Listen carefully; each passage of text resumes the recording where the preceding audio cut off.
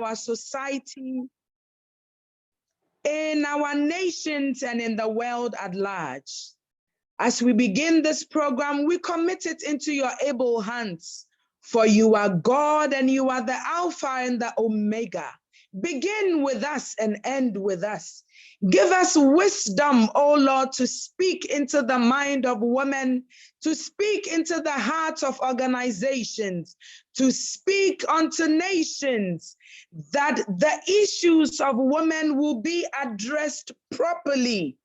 The issues of women will be addressed in a way that women will not suffer violence, but women will take their rightful places in communities and in the world at large, so that the best in women will come to play, so that communities, nations, families will enjoy the blessing you have impacted in women. I commit every speaker into your able hands, O Lord. Not their words, but give them what to speak that will make an impact today and forever. And for this community that puts this together, let this community last long.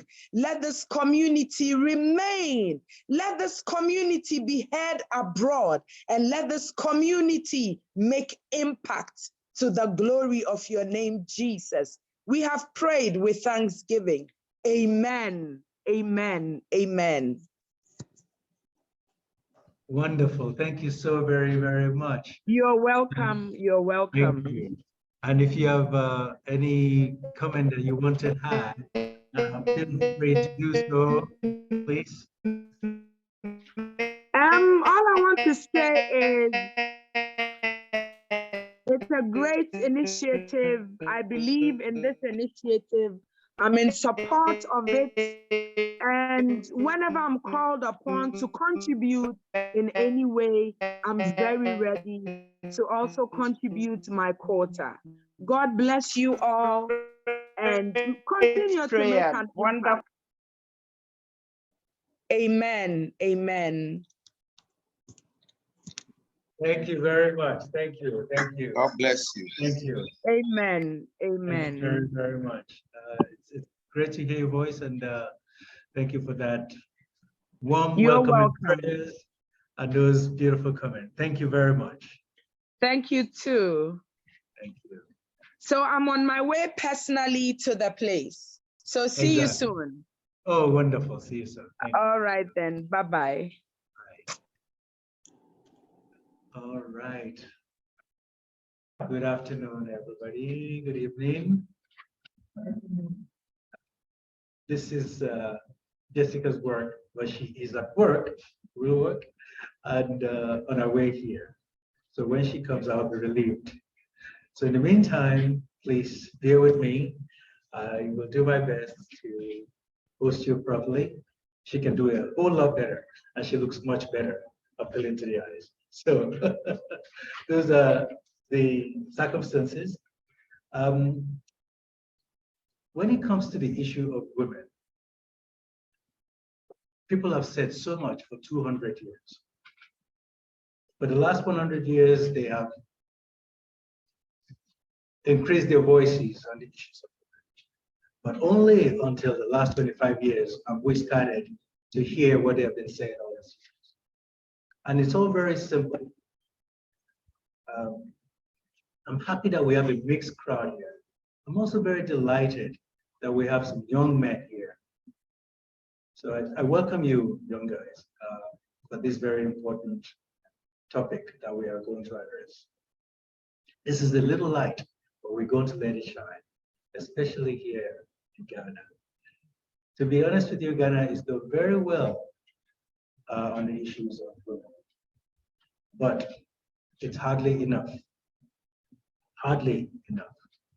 So what we want to do is to make sure that Ghana can take the lead for so many African countries that need to improve the conditions of women. Ghana is not the best in Africa, just so you know. Ghana is number 21st when it comes to an overall women issues. So you see that we need to close the gap. And I want to tell you something that's very important. Every country in the world is measured by how it treats its women. You think about that for a minute. Think about that. If women do well in any country, you see how well that country performs overall. There's a little trick there. And that's what we want to unravel. That's what we want to understand. And that's what we're going to be speaking about today. So I'm not making any monologue yet. This is just taking the place of Jessica. And with that, I will call my very precious president, the Honorable Nana Otulate, the President of African Views Organization Ghana, to join us and give a welcome speech and the opening speech. Please, Nana Otulate, please put your hands together for Nana. Thank you.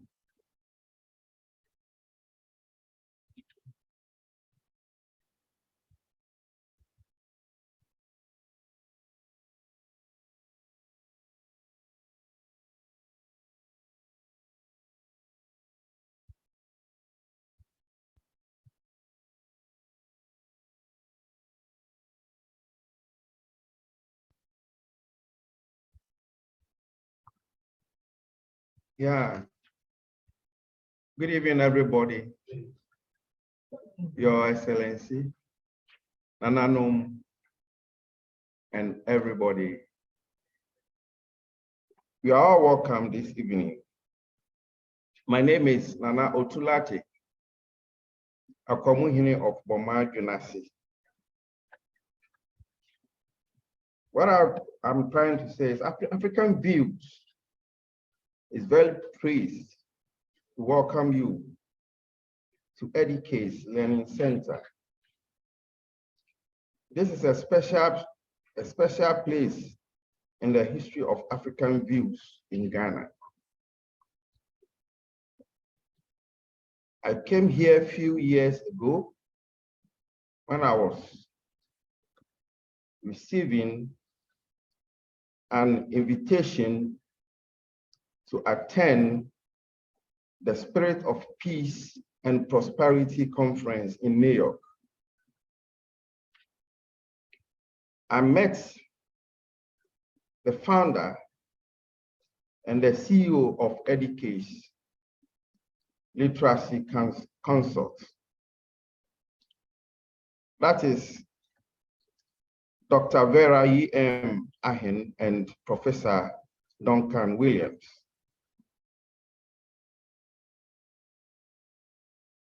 They were my mentors. I am honored. Thank you. I'm honored to welcome you to this space. I'm very happy about today's topic in honor of women. The Anti-Violence Against Women Act is something that is very important to our women and organization. It is our mission to bring this program to Ghana for a benefit of our society. I'm always interested in any development which brings all African people worldwide closer together. We all know that we live in a patriarchal family. Violence against women exists in Ghana as it is everywhere else in the world.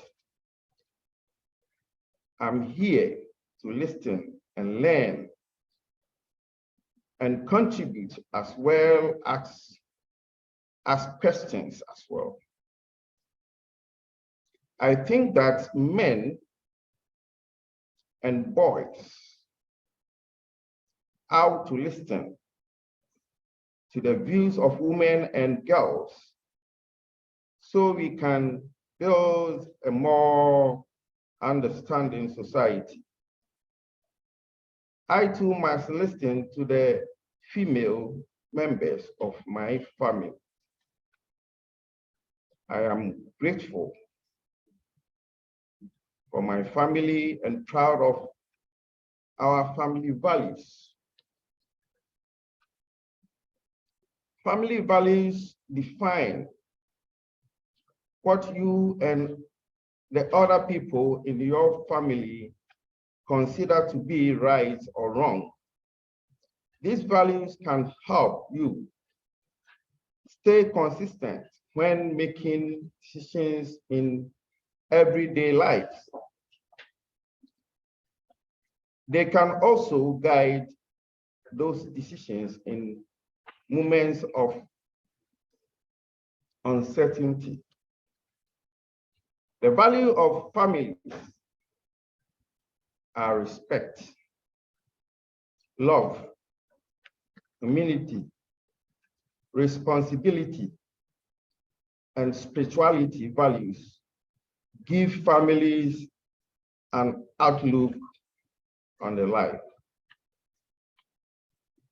a way to view the world and their situation, as well as an identity. Family values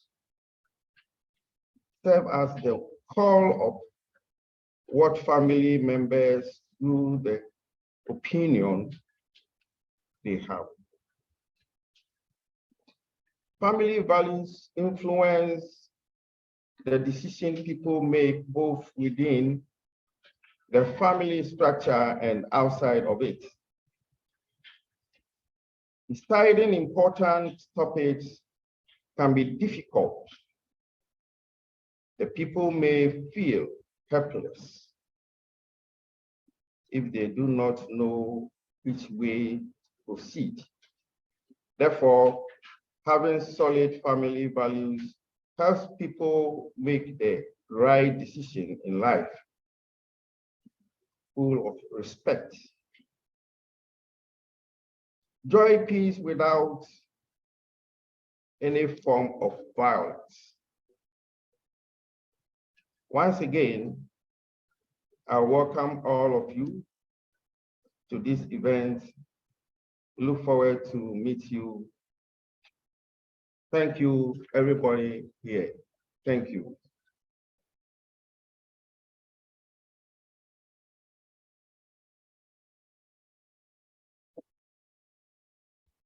Thank you so much, Nanao, too. Beautiful and eloquent and salient. Thank you very much for your commitment to the empowerment of women. This is something that is so important to our organization. And it's important to our organization because it is the platform of civilization in itself. So the idea of this alliance of civilization and creating a platform of advancement of the society is what brings the advancement of women to the centerfold. When you run a country without the full power and capacity of performance, optimized performance of women, it's like flying an airplane with one engine. And that's not only inefficient, it's also delicate. So this is one of the reasons that this is very, very important to our organization. So I am delighted to inform you that Jessica Latte is here with us now. So she'll be taking my place in Austin. But before I do, allow me please to inform you that we have honorable royalty among us. Of course, we do have a few royalties here, but we have with us the honorable chairlady of the CPP party. The CPP party is the party of Kwame Nkrumah. This is the party with which Ghana was liberated for its independence. And we are so honored to have the chairlady and the leafy here today. So just say a warm welcome. She will be giving a keynote she'll be giving a keynote speech later after she's listened to some of the things that we have to say. especially some of those that are online. Let me also mention that we have some powerful ladies online. We have Chief Mrs. Nana Okuribido, who is one of the most powerful ladies in Nigeria. We're so honored that you are here with us. Thank you very much. Chief Okuribido, if you could just wave to us and turn on your camera, we'll appreciate it. Now, also let me inform you that we have... Hello, I'm happy to be with you. I'm in Benin, you know. Oh, look at you, wonderful. Yeah, not in Lagos, so. Excellent, you do move around. Welcome. Thank you very much for taking the time to join us. This is very important, as you know. Now, I'm also... Thank you.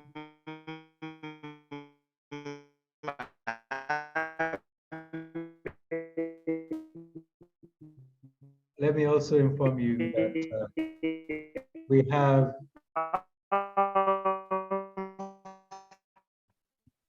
all the way from Malaysia. Remember, go ahead.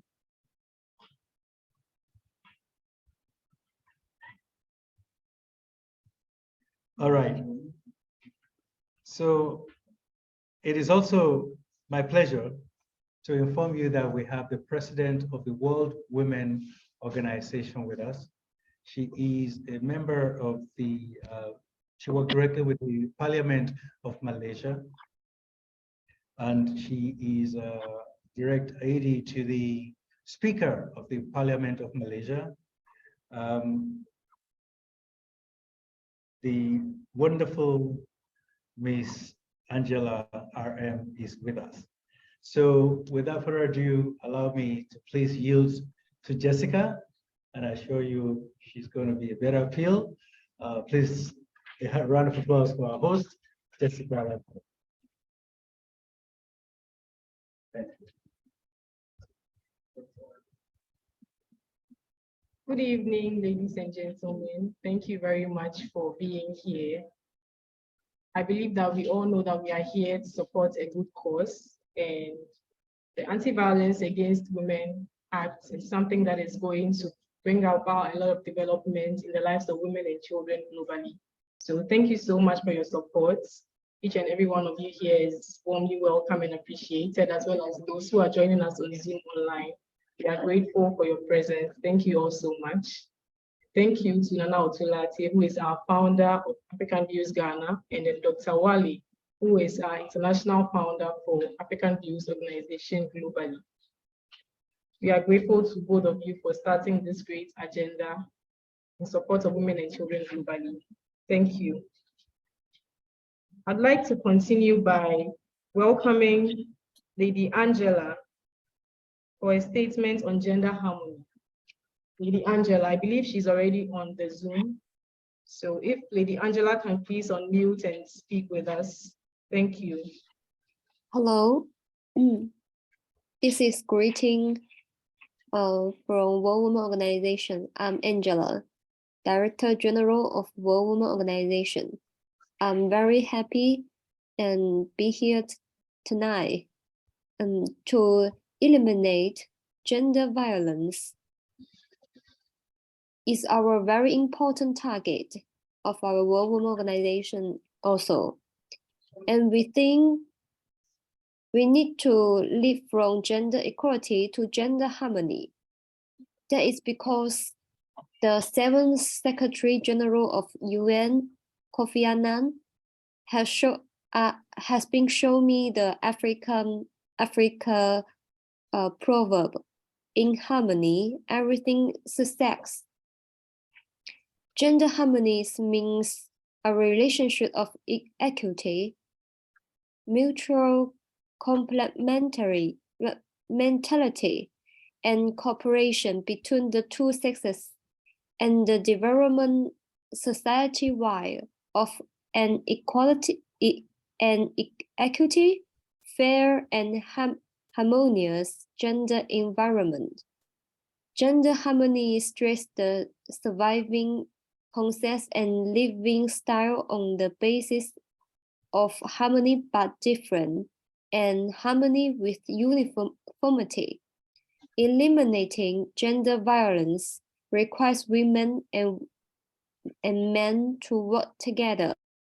So we also want to invite the men and women to know the gender harmony and try to work together to eliminate the gender violence to build the harmony together. Thank you.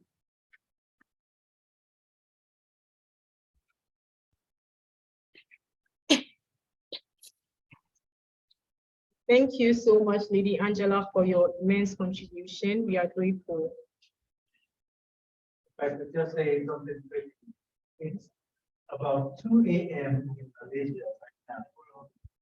So if you stayed up, we thank you so very much. Thank you so much, Lady Angela. Thank you. Thank you. Can you kindly mute? Okay, thank you very much. Next on our program, we have a movie about violence against women. Oh, I'm not sure she's here yet. Who's in charge? No. Okay. We will then have all Zoom presentations. So anyone who has a presentation and is kindly online, or a speech or any contribution, can please unmute and speak to us now. We have Ghana Union, the Netherlands. Any contribution, please, from the Ghana Union of the Netherlands?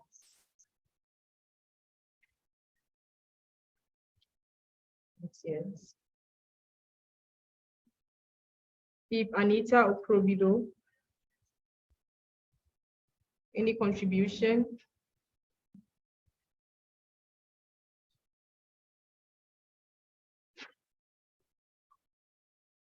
Dr. Edwina, any contribution, please?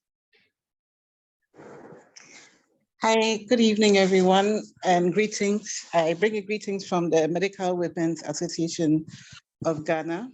We'd like to say that we believe as women doctors, we know the effect that violence against women has, not only on women as patients, but the entire family and society at large. The Medical Women's Association of Ghana, as with our greater international association, the Medical Women International Association, stands firmly against violence against women. And we do everything we can to empower women to be able to stand against violence and to work together with all organizations that are unite in this endeavor. We are very excited about this act and about African View's position that it has taken, and we are excited to be able to work together on this thing with all the other organizations. So I bring you greetings from my president, and thank you so much for inviting us. Thank you so much, Dr. Edwina. We appreciate your presence and your contribution. Thank you. Ni Okwe Hammond, any contribution, please?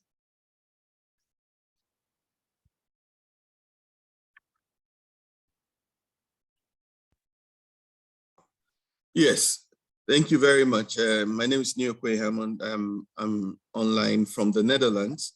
I'm a member of the Ghana Union in the Netherlands and an advisor to the Ghana Union. We have connected with the African Views organization, and we think this is a very great initiative. I find it extremely important to engage the different sexes, I would use, and get together, use our energies to effect that change that we have been missing all these decades, all these centuries. thank you very much for the opportunity. More grease to your elbows, as we used to say in the university. We shall support this fully, whatever will come out of this meeting. Thank you very much. Thank you. Thank you, Niope Hammond. Nana Anita Oprobido, can you please address us?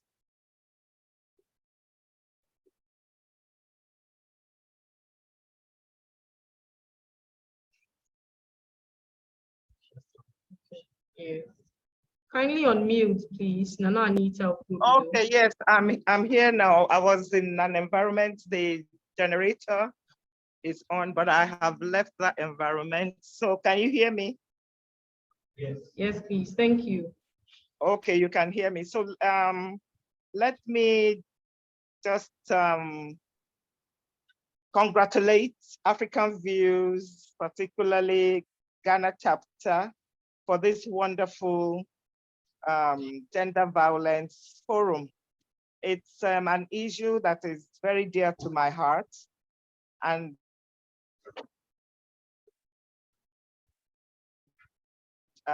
this is the very best time. I am of the opinion that when we are discussing gender-based violence, we need to use the gender lens to actually look into the different categories, or what I would call clusters of gender-based violence. We need to use our gender lens to look into the physical violence itself.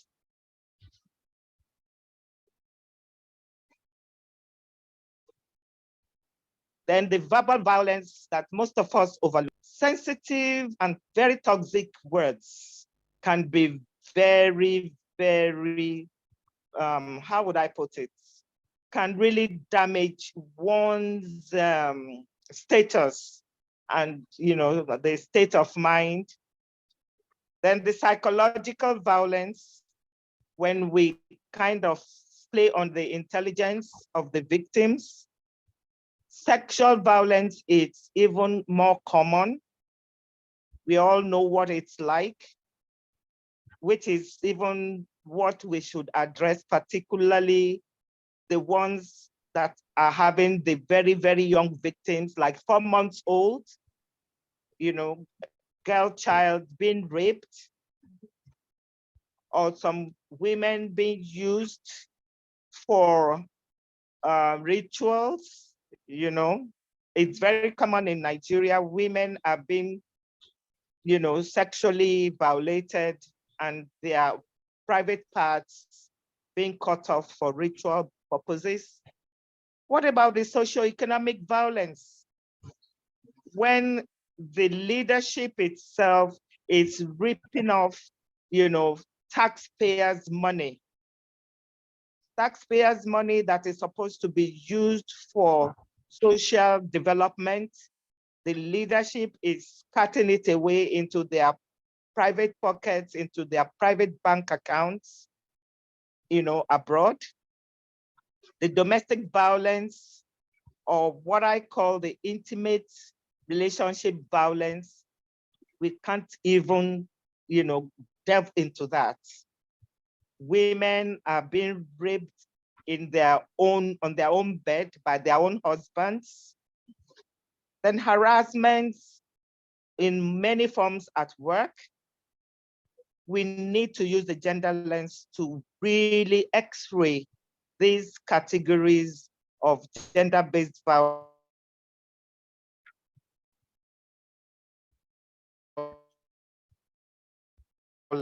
And let me quickly come in and would I call it the answer.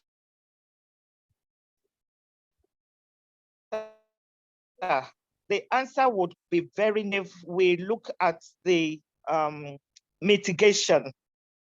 First and foremost, I would say prevention, and then mitigation of gender-based violence through redefinition. Let us redefine.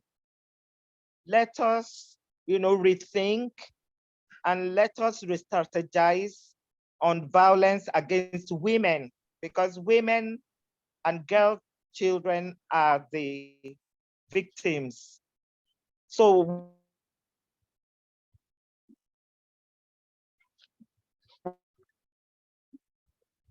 when we rethink physical, then look at the sexual aspect, psychological aspect, and economic aspect, and re-strategize, it will go a long way to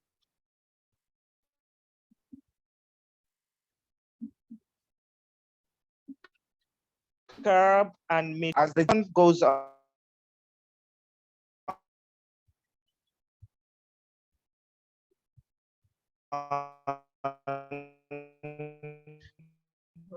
I believe, as I've read other contributors, particularly from Angela, that came all the way from Malaysia, from the World Women Organization. Thank you so much.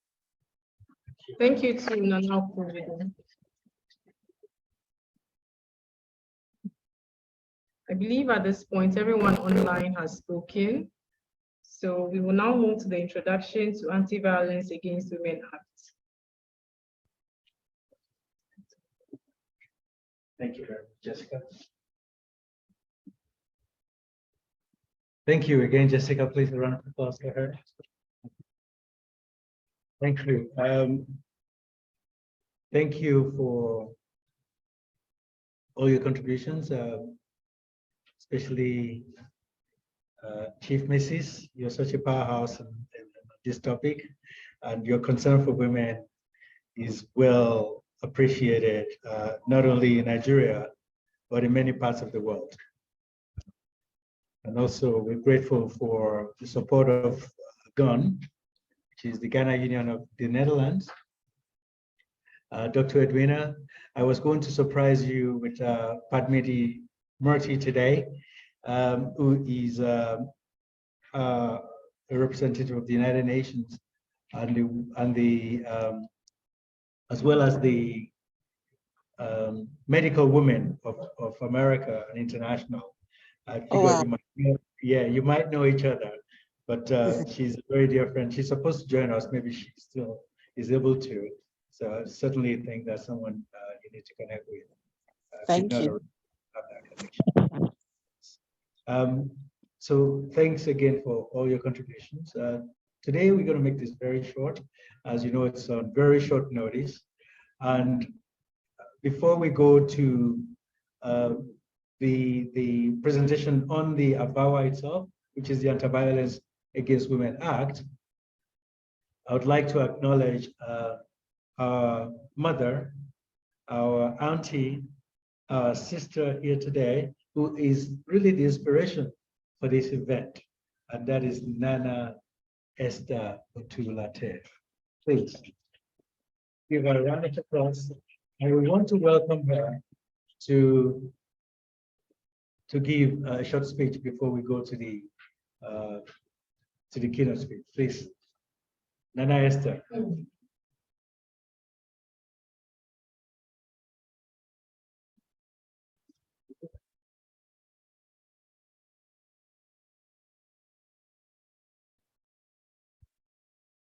Mr. Chairman,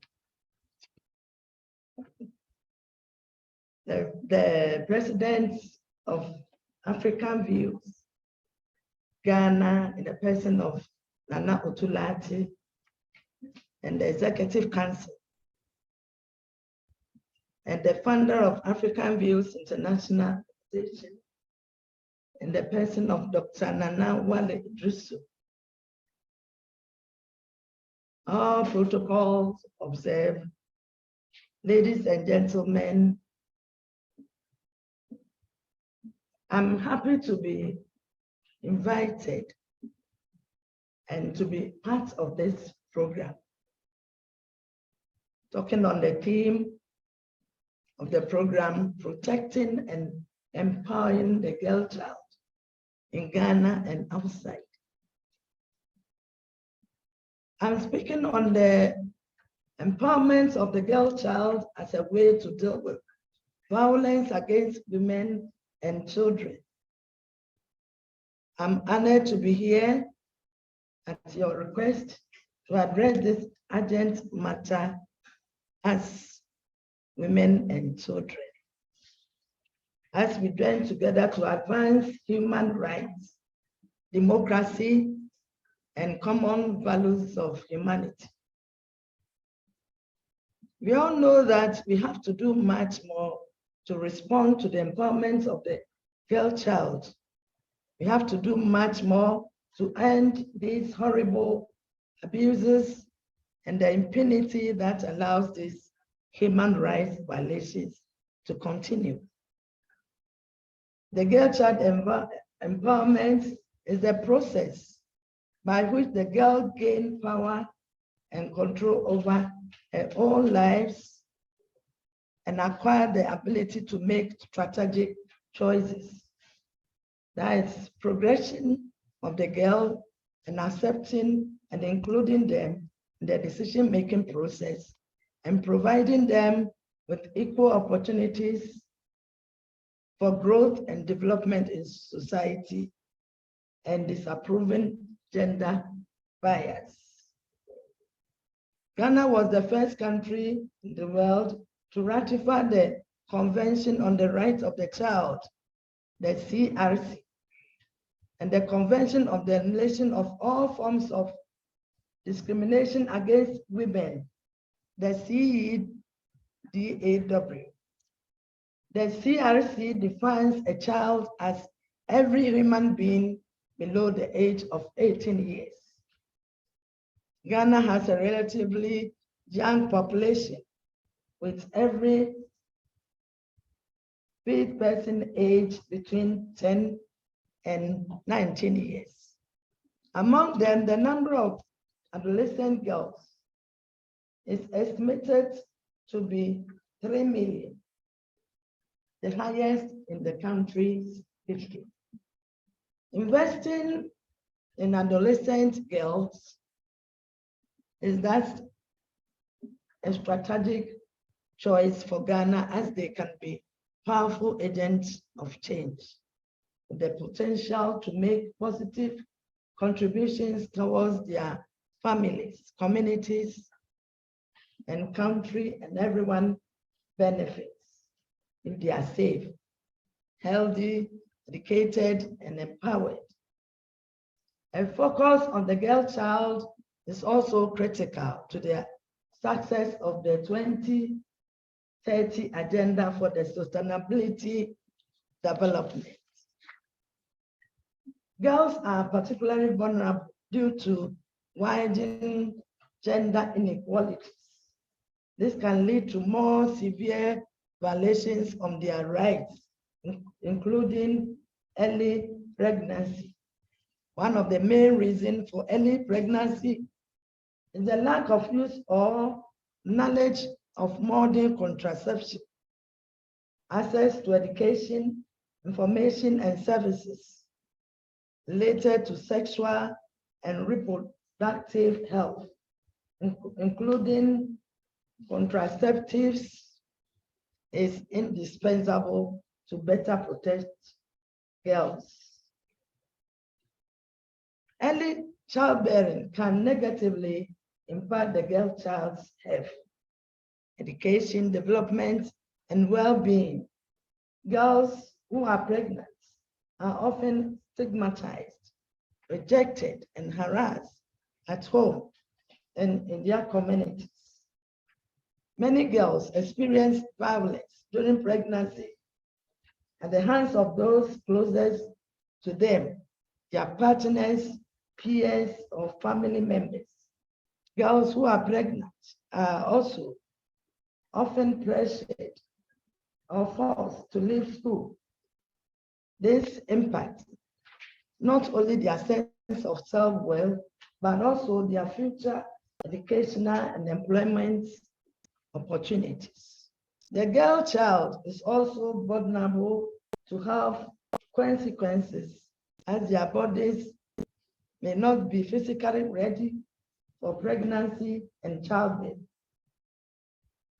Unsafe abortion and mental health problems as possible consequences of early pregnancy. It can also be fatal with maternal complications. Among the top 3 causes of death for older girl child in Ghana. The girl child and forced marriage. Many adolescent mothers may be forced to enter child marriage, which may interrupt or curtail their learning. Marriage may also be viewed by some families as protecting girls from the social stigma of having survived a rape or sexual assault that lead to an undesired and shameful pregnancy. Sexual and gender-based violence, abuse, and exploitation. Almost all girls are exposed to psychological aggression and severe physical punishments. It is estimated that every 10 minutes, a girl child somewhere in the world dies because of violence, and the girl child faces many different forms of violence. It can be physical, emotional, or sexual, and it can occur at home, in school, in public spaces, or online.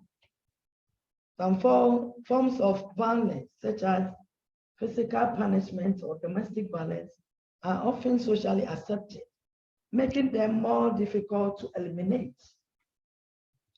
Violence may occur at the hands of people the girl trusts, such as family members, teachers, partners, friends, or neighbors.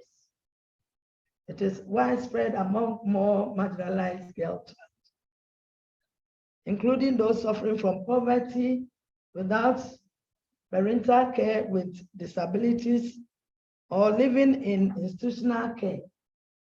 Access to justice for girls who experience violence may not be realized at all, or at best delayed.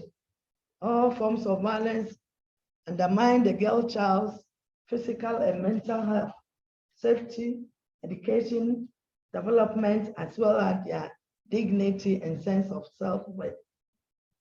Social and cultural norms about the value of the girl child often increase the likelihood of confinement to the home, burdensome domestic chores, and childcare responsibilities.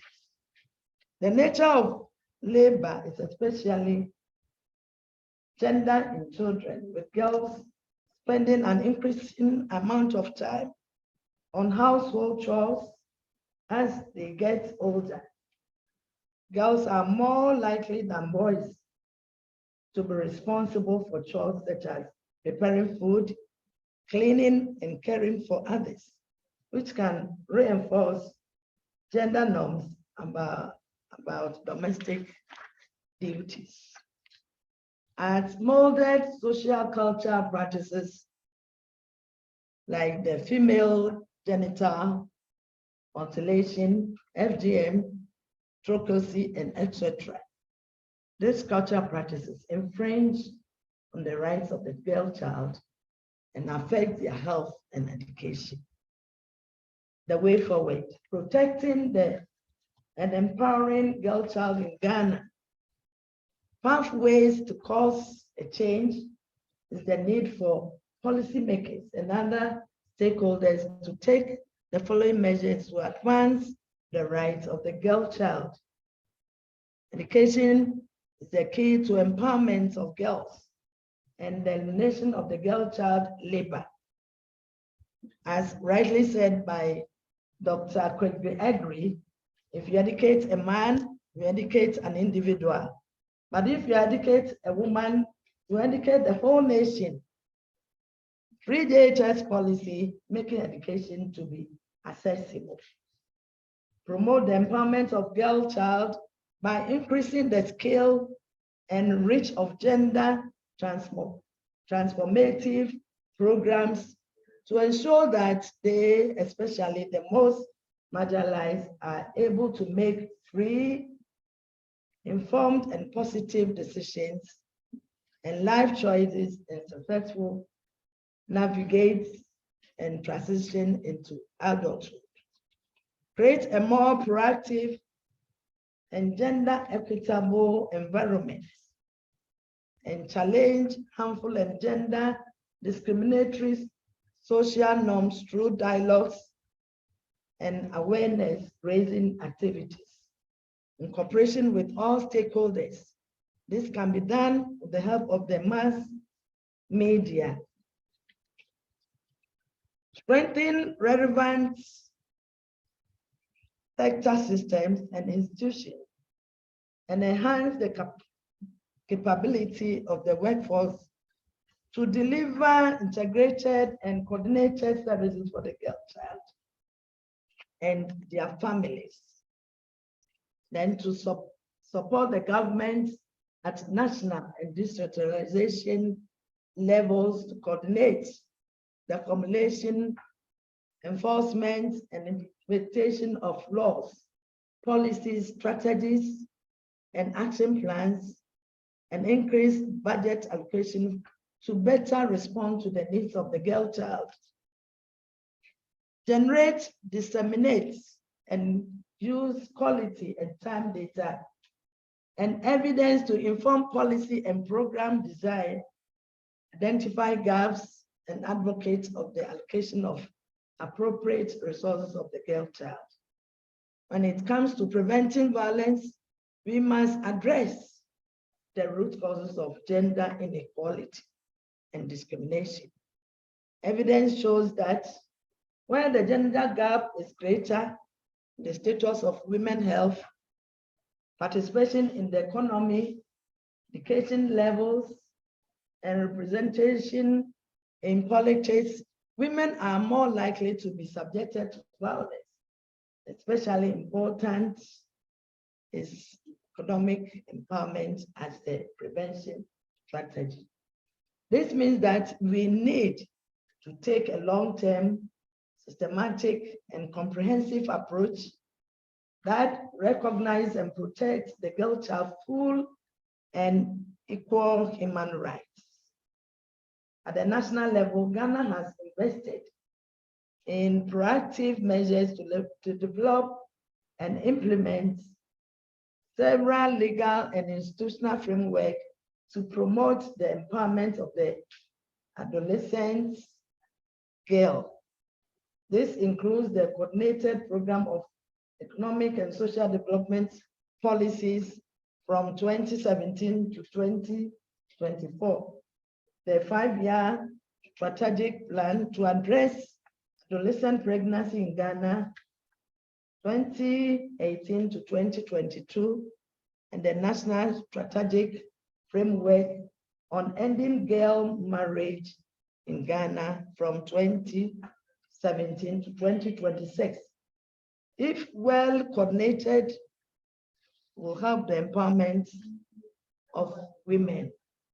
We must promote a culture of equality between men and women through institutional and legal reform, education, awareness raising, and the full engagement of men and boys. Thank you, all of us. We are looking forward to strengthen collaboration with your countries through this forum to empower the girl child. Together, let's empower the girl child. Long live African views, Ghana and international. Amen.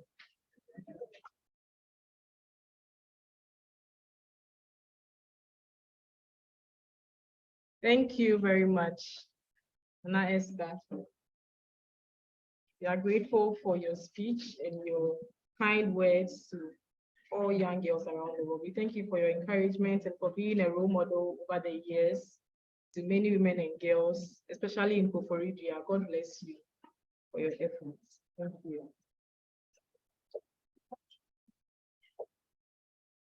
We will now welcome Ekpi Alati to give us a speech on SDG Goal 5.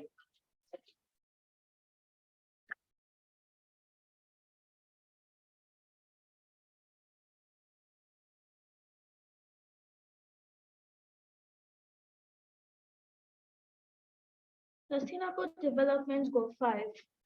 The Sustainable Development Agenda adopted by the UN member states in 2015 set a 2030 deadline for the achievement of gender equality and the empowerment of all women and girls. Now, with under 10 years left to meet it, the world is not on track. Amid the interesting crisis of COVID-19, the climate emergency and rising economic and political insecurity, progress on gender equality has not once failed to move forward, but has begun to reverse. Around the world, a growing backlash against women's rights is threatening even more established freedoms and protections. Without heightening commitments from the global community, gender equality will remain no more than an unrealized goal. The time to act and invest in women and girls is now. The achievement of gender equality is the fifth of 17 Sustainable Development Goals into brackets SDGs, laid out in the Sustainable Development Agenda. 10 additional goals include gender-specific beach flags, acknowledgement the interconnection between women's empowerment and a better future for all. The latest data on progress towards gender equality across the SDGs compiled in UN Women's 2022 edition for our annual Gender Snapshot Report reveals the inadequacy of present-day efforts. If changes continues at its current rate, our analysis shows that gender equality will remain unrealized for centuries to come. Let us all do our part to make the future of the girl child brighter. Thank you.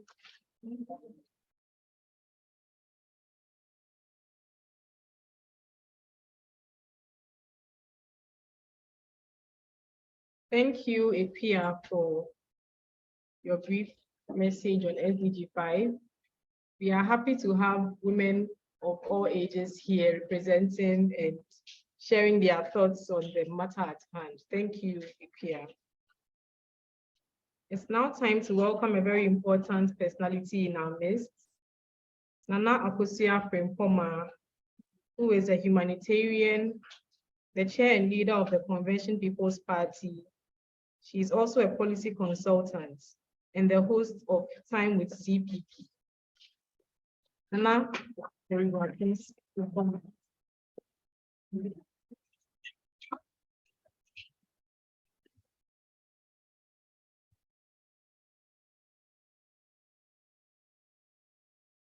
Good evening. Mr. President, founder, all the dignitaries, and especially the lady that stayed awake. I hope she's gone back to bed. That's a long time. All of you here, it's wonderful to be here. And this is one of those topics that when you are asked to be a part of, you just feel privileged. And at the same time, for someone like me in traditional ruler, as well as also in politics at this point, and a woman, someone that has worked with a girl child for quite some time, I feel as though it's one of those things that you don't even know where to begin and where to start. When I listen to our mother here, very well detailed and really elaborated clearly the issues and what to be done along the line as in the past and what's the goals that we need to be setting for ourselves. I would like to today, maybe for the fact of the festive time and also the time that we are all here for a discussion that is so important. I just want to narrow it. I like to narrow things to very small area where we can then walk away with one something that we can all do in that direction.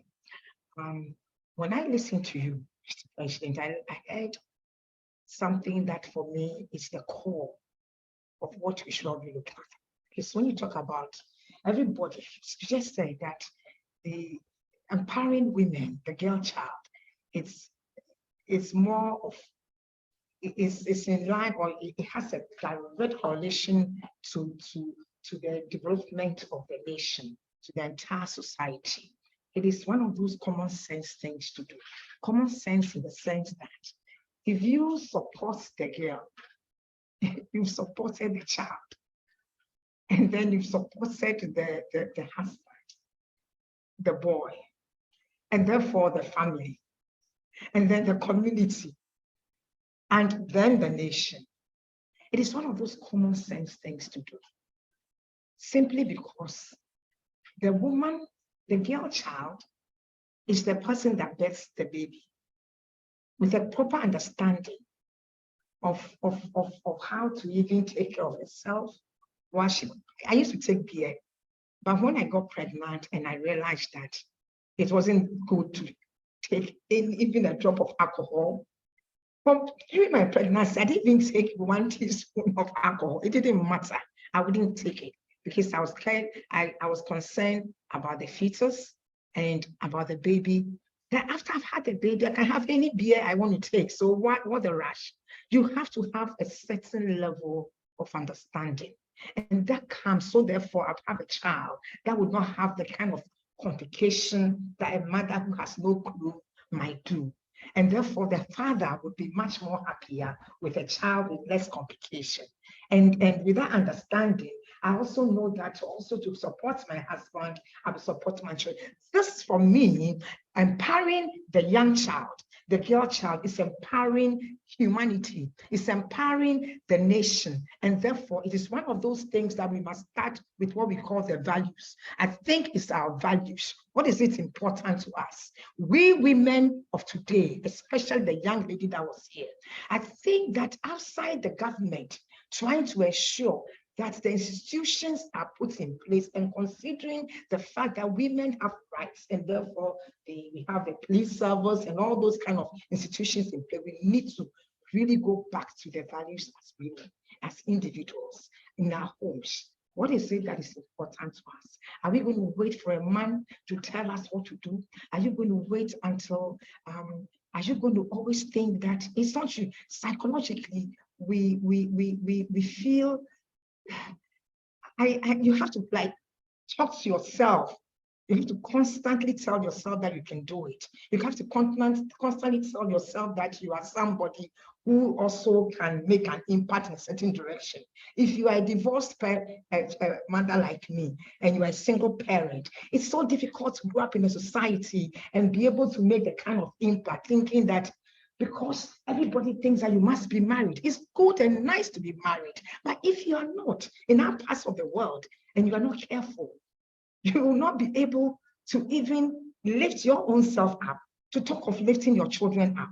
So I think the value system is very important. What is important to us? The fact that you are a female, do you have something to contribute to society?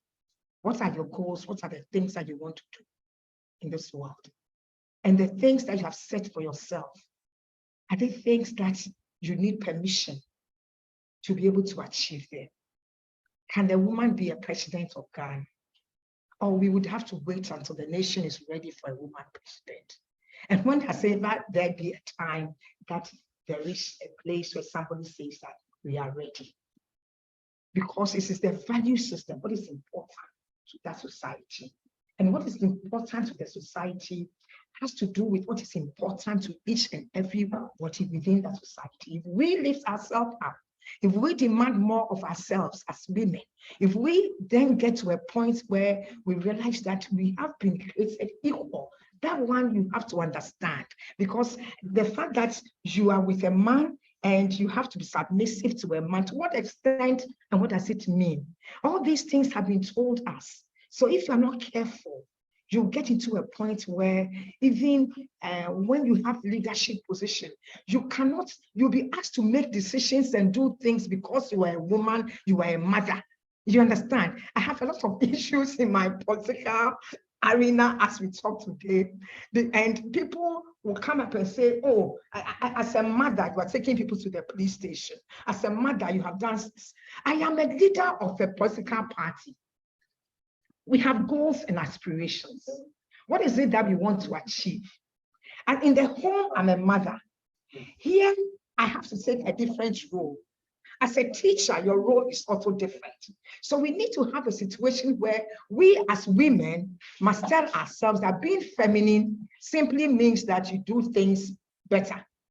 you do things with a softer approach. You do things with a human approach, but you still do things, so you must still get things done. And therefore, if somebody needs to be spanked, the person needs to be spanked, but you spank with correction for that matter. You don't discipline to destroy, you discipline to correct. You have been given a responsibility as a minister of gender. You have a responsibility to understand that the children on the street is your responsibility as a nation. No child should be on the street. It has nothing to do whether the father or the mother is saved or not. As a nation, we should not be sitting in a car and see children begging on the street. That, for me, is one of the things that you yourself must lift yourself up to. So women, let me say that as we live here today, your children, girl and boy, we've all been told to make conscious effort. When I have 2 girls and a boy at home. So if I'm buying toys for the child, they said, don't try and buy, psychologically, you end up buying you want the Nintendo and things. That's what my son wants. Then what did my children, my girls want? Come to think of it, I don't remember. To think of it, this my son is always the first game that comes. He wants the game. If you ask me today, the girls didn't even ask for much. Like, I think that's what it is. They really didn't ask for much. They'll play the game or baby doll. No, they hardly even asked for baby dolls. Because there were no black dolls. So me and them, I consciously didn't buy them white dolls. So there were no black dolls. I didn't want to buy them the Barbies because I know they don't look like one and they are not going to look like one. So the point here is this. On the points of government, on the points of policy, we are still talking about affirmative action bill. Is it going to happen in Ghana? I don't know. I doubt it. Because the numbers in parliament do not support it. Every single man, if you bring them here today, will tell you about the importance of violence against women and making sure that women have equal rights and all that. Yes, we all feel that because it's a human thing. But the systems that we need to put in place to ensure equality, the systems that the value system is our own personal values. What is important? The moment you value human beings as equal, you treat your children, other people's children, the maid servant, the health support, everybody as part of your own, because you value them as equal. If I see a young child with, for some, the gifts I have is that when I see a child with Nikos, I can see the man sitting there. That's a special gift. People call me different names, humanitarian, this. I've done so many programs in this one because for some reason, when I see somebody, I can see beyond that person. And all of you young here, people here, I can see beyond who you are. I don't know whether a spiritual or physical or just my heart, but I can see beyond the person that I'm looking at. When I see a boy on the streets and a guy on the streets, I can see beyond that person. Because somehow I believe in the God within all of us. And I believe that we all need to have opportunities. So we as a government, what are we going to do? That is why such programs are so important. They are important in the sense that we must discuss and we must ensure that policies are put in place on that level so that women and young ladies have access to education. I remember when, was it Mohammed's time, one of the time they were talking about sanitary pads. You'd hear some kind of comments about how we're talking about sanitary pads. Why should we be giving women, girls sanitary pads? Is that what you want to put money into? I understand people from the angle that it's so basic, but it is one of those things. It is one of those things that if you haven't been in the situation where as a young person, you needed sanitary pads that you didn't have, you will not understand. you will not understand. You will not understand. So when two boys and a girl two children are in a class, the young boy and the young girl in the secondary school, they are all there, they have access to the same every food and everything. But at the end of the month, somebody without a sanitary pad will not be able to function normally. That's the difference. Because the person can't use what our grandparents did. So she needs something disposable, something that she can manage. And so when the government says that we are going to give sanitary pads, you might think it's a waste of money, but it is also another way of making sure that the girl child can stay in school and feels comfortable to be in class and doesn't feel that if she doesn't have the money, she cannot go to classes. So in a way, policy is also important. The affirmative action bill is also very, very important. Important in the sense that if we have numbers in parliament, it is most like women that issues that confront women will be more discussed because it is easier for women's issue to be discussed by women. And most importantly, during the COVID time, all the nations that had women as prime ministers and ministers and whatever had less COVID cases. Why was it like that? Something has to explain. And so as we all live here, we just need to understand that on our own level, we must up ourselves, even you and I. I have battles every day. Trust me. I was surprised to find my own colleague women making press statements that I have taken somebody to police and that a woman, a mother is not supposed to do that. They did not look at the issue for which we're discussing. You understand? They feel like, okay, there shouldn't be no court case. You should say no. You should say on your banty. I said, don't even call me Obatanka. Call me Okikutrohima. That is my brand. Me per se film Okikutrohima, the woman that can dare and do things. Obatampa for me is a given.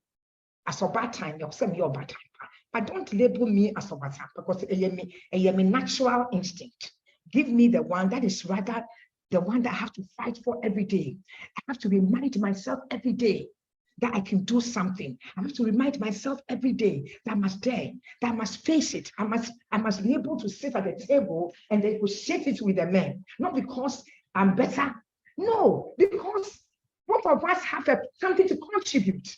And there's an angle that I will come from that you will not come from. I being a person, I'm sorry to say that, but I being in a position to take the resources of this country, I might be able to manage it better, making sure the men do what they have to do, or the finance minister will be fired for them. So, and if you have to give me a haircut and others a haircut, trust you me, the haircut will start from where you are. Everybody is going to have one. So I'm here to say that where we are today as women, we have come far. When I listen to what our auntie read today, a lot of things have been put on paper. A lot of commissions and decisions and committees have been put in place. We all know what must be done. The will to do it, the political will to do it, is what is the problem. So let's continue this advocacy. Let's continue this kind of grouping. Let's continue this fight on the level that you are doing so that you can keep pushing and pushing until the point where we ourselves as women will begin to feel that we are capable and that we are equal. We are not better than men, but we are equal to men. And together we can build a better nation. Thank you very much.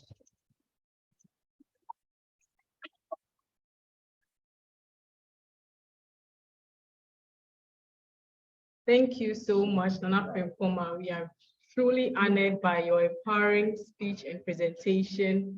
I believe that everyone here got a message out of what she said. She said so many things that are very, very strong and empowering to each one of us here. I believe that everybody here today is going to be an advocate from henceforth and do our best to educate others who are not in this conference with us.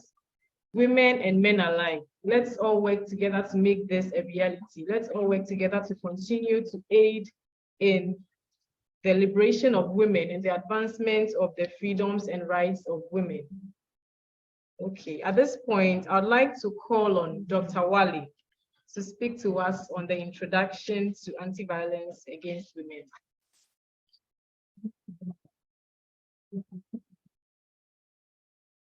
Thank you so much, Jessica. That is excellent. I have curated a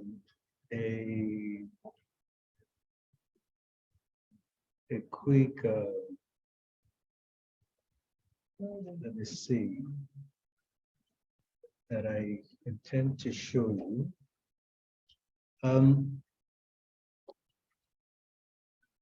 It's been amazing. I love it when privileged few people gather together and discuss things that are so meaningful and so purposeful. This is one of those occasions, and we are so lucky that we're going to take this spirit into the new year. It's a very beautiful spiritual moment. I thank you, and you, and you, and you, and everyone that is here today, please. And of course, all of you joining us via Zoom. So what I want to show you quickly is the purpose of anti-violence against women. Okay. Let me just find this. That's what I'm looking for. The global campaign to adopt a VAWA.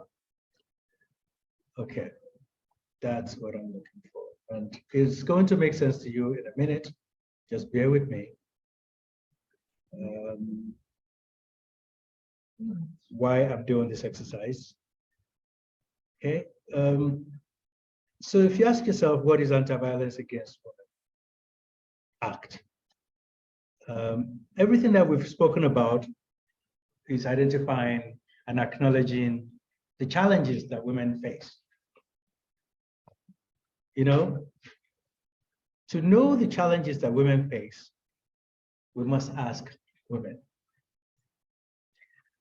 And to do that, we must have courage. It's a very difficult thing to do. I know it. It's very difficult. So this is why we have been having all this women movement over the years. As I said earlier, it's been so long, and not until 1995 were we able to really make a breakthrough on the issues of women. And that was the first time that women got together in China. It's very important that we put this in context. There have been so many women movements all around the world, even here in Ghana, in various parts of Africa, protests here and there, in America. And I want to tell you, this issue of women is not just something that is particular to Ghana or Africa. It's a worldwide thing. Men have inherited a sense of superiority. Not that there's anything too bad about that, but it has been so overbearing and punitive to women in many, many cases. Now, the result of that is all the things that's going wrong in the world today. We have to put that in context. Everything that's going on in the world today that is wrong is because of this imbalance between men and women. Think about it.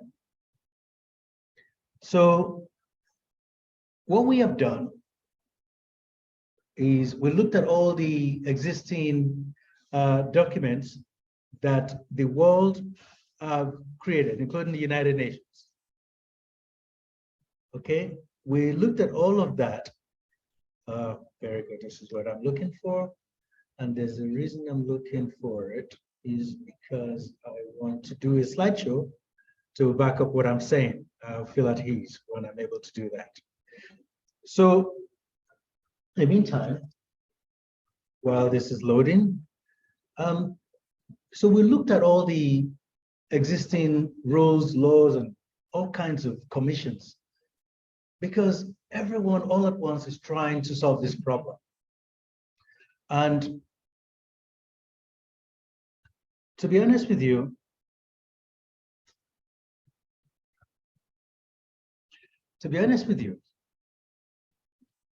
this is supposed to serve as the background, okay? And hopefully that you better understand what I'm saying as well. Now, of course, it's good for men to advocate for women. Men like me, I find it impossible not to advocate for women because I was a lone male child in a family of 6 women. And I learned a great deal of what women want and what we men have been doing wrong and what we could do better. So I became a natural advocate. I also have only daughters. So I'm really surrounded by women. So, and I've learned to understand these challenges as many. So there are men who support women are called the he for she. You may have heard that term. But what we do in our organization is we call that gender harmony. Because harmony is something that's so important to our organization. We do cultural sustainability and cultural harmony. And everything that we're talking about is also culture. So when we are talking about civilization, it is cultures that get civilized. Now, regarding Ghana, and regarding the whole concept of what we're doing, Anti-Violence Against Women Act, how it came to be. As I mentioned to you earlier, we scanned all the prevailing laws and systems of women that supports women and areas where the processes have failed and why it failed. And we found that most of the sabotage, as you said earlier, that some women are also in the way of women advancement because of whatever reason. There are challenges. So we had, for instance, the ERA movement in the United States. This is the Equal Right Amendment. This is one of the very important movement of the suffragettes. They have been working on it for so many years. And what they're really talking about is equal votes, allowing women to vote, allowing women to have a voice, and making sure that we have gender-sensitive legislations. And I'm going to come to that in a little bit so that you understand the context of what Madam Chairman was saying earlier about reflecting on the issue of tampons. Tampons, you call them, I'm not a woman, I don't know what it takes, but I know that you do need this. And it's a natural course, right? So the ERA movement was derailed by other women movement that wanted to keep the status quo. They wanted to keep women oppressed. They said it's fine because men can open doors for women, you know, when you want to open the door, you get into the car, all the courtesies and stuff like that, they want to keep it in place. And they think that being equal is going to eliminate that. Now, this is very important what I'm telling you. Okay, so because of that, they've not allowed this era to succeed. But that's not the only situation. That's not the only place. I mean, it goes on. The issue of tampon, for instance, think about it. Think about it. When we're talking about equality, think about it. And I really like that you mentioned, look at it from the youth's perspective, because most of the youth are not working. They're going to school, right? So imagine the girls is already, the girls are already undermined, okay, and disadvantaged from that early on stage, because they have to spend extra money to buy those natural needs. Think about it.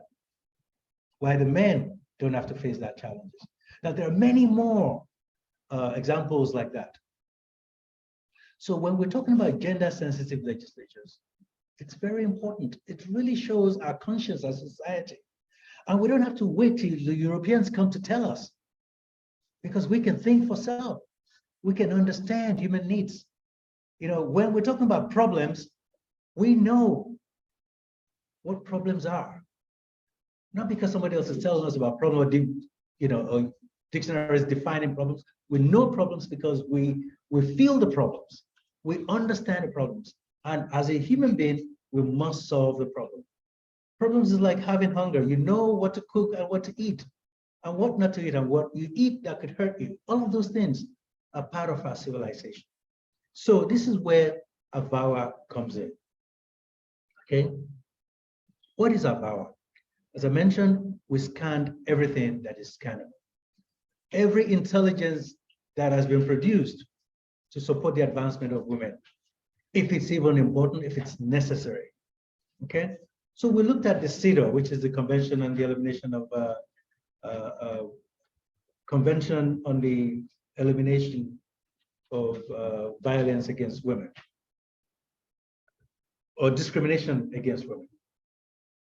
CEDAW. Oh. All right. We have been joined by Dr. Padmini Murthy. Hi, how are you, Wally? How's everybody? Nice to see you. Nice to see you. Nice to see you. I'm just giving a narrative of AVAWA, and we have a representative of the AMWA women in Ghana also with us on Zoom. That's one of our very precious director of the board here in Ghana. But I'm very pleased to welcome you, and I promise that as soon as you come, because I know your time is short, that I will yield the floor to you so that I can continue this presentation later. Thank you so much. I really appreciate that. It's the it's the last day technically of the year at work, and so it's like we close at 3. There's so many things we're all. So thank you so much. Greetings, everybody. Good morning, good evening, good afternoon. Thank you so much for having me. And first of all, I would like to say, Wally, thank you so much for always being so supportive to women's causes. We need more people like that. So, and Ghana, thank you so much for being a part of the network and working together, because wherever we live, I think we all share the common bond that we need to address this public health pandemic. And very briefly, I know we have COVID, but the problem is this issue of violence against women has been pushed onto the back burner, which has become worse after COVID. And I can tell you that one of the things is it doesn't matter where a woman is. Often she does not even have access to the personal protective equipment. Like there are no masks made especially for women.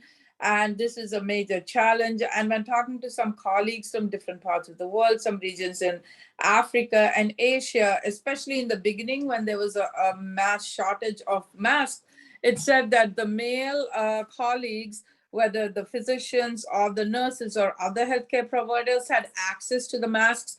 Women did not have access, and you're reusing the same mask. So it's like you are more at a risk, because not only are you reusing the same mask, but if it loses its protective efficacy, well, it's harder, and then you are more prone. And again, women have had less access to vaccine because of so many reasons. We all know about that. Again, it's the whole gender thing, lack of access, lack of education, and all the media spreading tales like, yes, because of this, we are not going to, women, their reproductive function will get affected. So it's really been very hard. And I think COVID has kind of exacerbated the violence against women, because it's increased neglect. And in a lot of cases, as we know, women were forced to be confined to the same space as their perpetrators. And this made the situation even worse. And even though there was UN Women and the various European agencies and the private sector, everybody kind of getting in to help them, even though this was really hard, because due to unemployment, women often had to bear the brunt of deprivation in not getting what whether it's food or access to getting their basic products which they need. So this has been very challenging. And actually, I coined the term vacuity a few months ago, which says that lack of vaccine equity for women. So the term vacuity, because it's becoming harder. Even here, you see that it was women. It doesn't matter if you live in the United States or you live in any part of Africa or Asia. It's just the degree of deprivation and lack of access varied. That's an issue. So I think moving forward, if we think COVID is over, it's not. We are now facing a tridemic. As we all know, we have a respiratory syncytial virus, we have the seasonal influenza, and we have COVID. As you can see, some of the cases has increased. Not to make all this about COVID, we are all fed up of it, but how do we look at this violence? How do we try to help our, the women who are living to address this issue? The other issue is also women with special needs who do not have access to basic products like, menstrual hygiene products. They suffered a lot and are still suffering during the pandemic because they cannot go and get that. One, due to lack of access, two, due to curfews, and three, nobody is taking them and their needs kind of are on the back burner. So my question to all of you is, what do we do? Well, one thing is we have people like Wally who's really a champion. We need to work more and spread the word. Instead of tweeting how a movie star is dating somebody, or like, is she on to her fifth husband or sixth husband? Who really cares? Why don't we talk about these pressing issues, the challenges women and girls face and are continuing to face? And the other thing we need to be aware of is the inflation. It's gone so high. The income is not there. There's a, what shall I say, interruption, a breakdown in the cycle. Again, I come back to women, not because I'm a woman or I'm the mother of a daughter, but because this really pertains to women. And it's also societal health, because women are paying so much more for their menstrual hygiene products, and there is so much more of period poverty everywhere. Even in the United States, I'm speaking to you from New York. It doesn't mean that women have everything. It's just, as I said, the degree of it. So again, women are the ones who are bearing the brunt, whether it is a question of buying socks. We have women in homeless shelters here. In the winter, it's such a harsh winter, or, we are talking about Ukraine or somewhere else. Again, it's women who are bearing the brunt. So we need to get together. And I think it's so important to have forums like this to exchange views about what best practices are and how can we work together. And just not, it's not that, oh yeah, those people have this because they live there, or these people don't have this because they live here. It's just a degree. And I think it's really important that we share some of the best practices in seeing what we can address. And I think this is such an important thing. We have this act, and everything it states. And I remember, Wally, a couple of years ago when this was there, even in the US, we did this at one of the Commission on the Status of Women, the Anti-Violence Against Women Act, that is the AVAWA. It's so nice that Ghana is a part of it. And the last thing I would like to say, as I am concluding my remarks, is that I had the opportunity of representing the United States as an official delegate at the CSW this year, the 66th. We were talking about environment, but again, when we talk about environment and gender inequity, it all comes down to the deprivation, the neglect, and taking women for granted, not having the same access and rights as the male counterparts, whether they were young girls. Again, as we know, girls are out of school. I don't have to talk to you. Coming back to environment, lack of water, lack of schools. It's like I'm preaching to the choir. So thank you so much. I really appreciate that. Hope everybody has a healthy and a happy new year. And I can be on for the next 5 minutes before I jump off, because I already sent an email saying I will be on by like 2:15. So thank you so much. Thank you so much, Minnie. So grateful that you're able to at least share with us quickly before the end of the year. It's wonderful to see you. Wish you a wonderful, happy new year. Guten Rutsch, as we say in Deutsch. Really hope that next year will bring more fruitful endeavor, and this year too will come to a wonderful conclusion. Thank you. Good to have you. Thank you so much, everybody. And also, Wally, quick question. Where in the world is Wally? That's my question to you. We're in Ghana. We're in Accra. So I've been in Accra for a Oh, while. yeah. It's such a lovely place. I had the opportunity of visiting Accra many years ago. God willing, I can go back there and see, the north where you have the lovely kente cloth. I see you're wearing a kente tie, and all the waterfalls, where we see all the elephants too. So thank you so much, everybody. Happy New Year. You're welcome here in Ghana, as they say, Akwaba. We have a very lovely family here, and I'm sure you'll be well taken care of. Oh, I'm sure. So hopefully we can all catch up at CSW. So are you back for the CSW, Wally? Oh, yeah, absolutely. Of course. Okay. Thank you, everybody. Safe travels. Bye. Thank you. Thank you. So Padmini Merchant is one of the top physicians in the United States. And she received the Blackwell Award, which is the award given to the best physician of the year. That's a very prestigious award, and she is the first person of Indian descent to receive that award. So she's a very precious person and a strong, courageous fighter who has been on the forefront of challenges that women face globally. And so it's such a privilege to have her with us.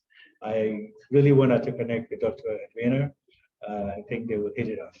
So quickly before I go back to the presentation, and she really helped. Before I go back, I want to acknowledge the advocate, Madam Asisat Adefesobi, who has joined us from London, England, and if she has a quick word to share, we'll facilitate that quickly. Hello, Mrs. Adefesobi, how are you? Please unmute and say a word to us. Oh. Good to hear you. Hello, everybody. Good afternoon, good morning, good evening. It's a pleasure to be with you all. I feel honored. I actually feel honored. Thank you very much. In fact, the topic you're talking about is to do with I don't have the topic in front of me right now. The Violence Against Women Act. That's right. Which is That's important right. for you as a lawyer to know about. I'm going to explain in a minute. Thank you very much. I don't know what to say at the moment, but I'm happy that you've called me on. And please, everyone over there, thank you for having me. And hopefully, by God's grace, in future, I will be able to share one or two words. As an adult, as a matured student in England, who have been studying for quite a while and recently been graduated in law degree and is 68 years old. And I'm happy to say that. And again, I'm looking forward to do my barrister program in Nigeria very soon. I'm just waiting for the resumption date. And once I get that, and I get the professional qualification, I'll be able to share that with you. Again, it's all about empowering women. It's all about empowering women, because if I had not been supported in the country where I am right now, I don't think I'll be able to share what I'm sharing with you. And if I was to be in Nigeria, I don't think I would be supported, because I actually started my degree when I was 21. When I was 61, and carry on and carrying on and carrying on. But again, it's about supporting women. And we definitely, we need to gather together and support our women, to empower them, to let them know that there is no end to education, especially the older ones who feels that they've come to the end of their life. They haven't. It's just the beginning, and they can do it. It doesn't matter. Even if they have to write the Bible, copy the Bible from A to Z, they just have to do something, and they can do it. And by our support. Thank you very much. I won't want to take much of your time. Thank you. What time is it in Ghana right now? 7:15.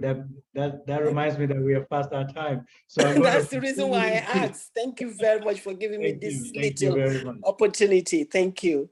Thank you Bye so for much. now. It's a pleasure. Bye-bye. Yes. So,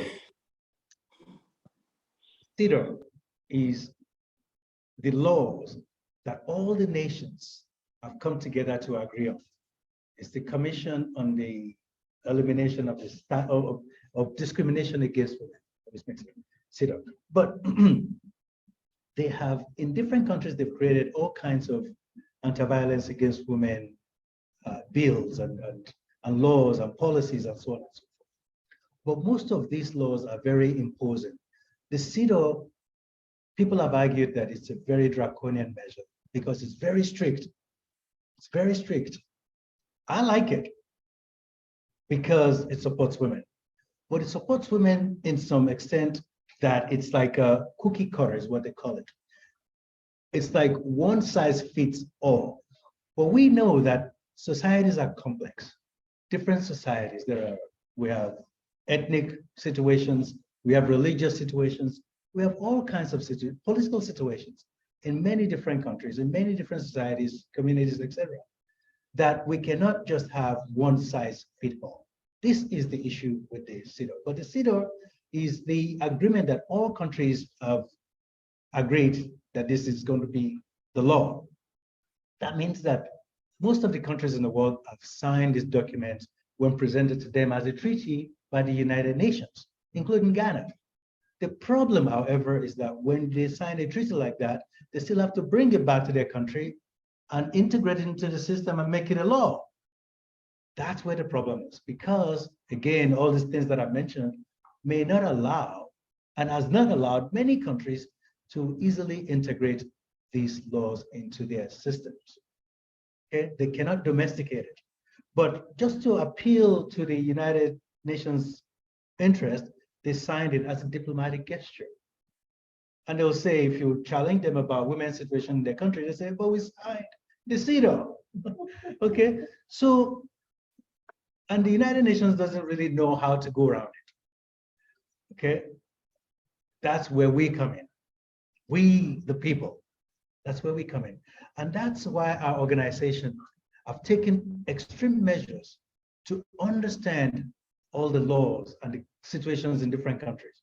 So what we did was we looked at every constitution, every single constitution of every single country, and we found a pattern that is very useful.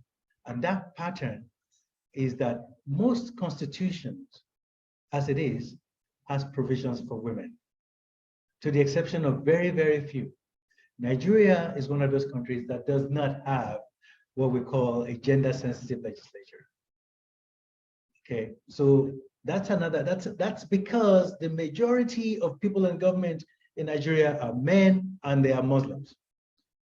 So they put religion before the right of women. They said the right to practice religion. That's another story. We'll deal with that at that time. Let's focus on Ghana. In Ghana, there's this great opportunity. There is the willingness from the government to actually uplift women. There's this understanding. The only problem is implementation, and also the challenges of women coming forward because of the stigma, because of all other things that surrounds it, because of traditions as well.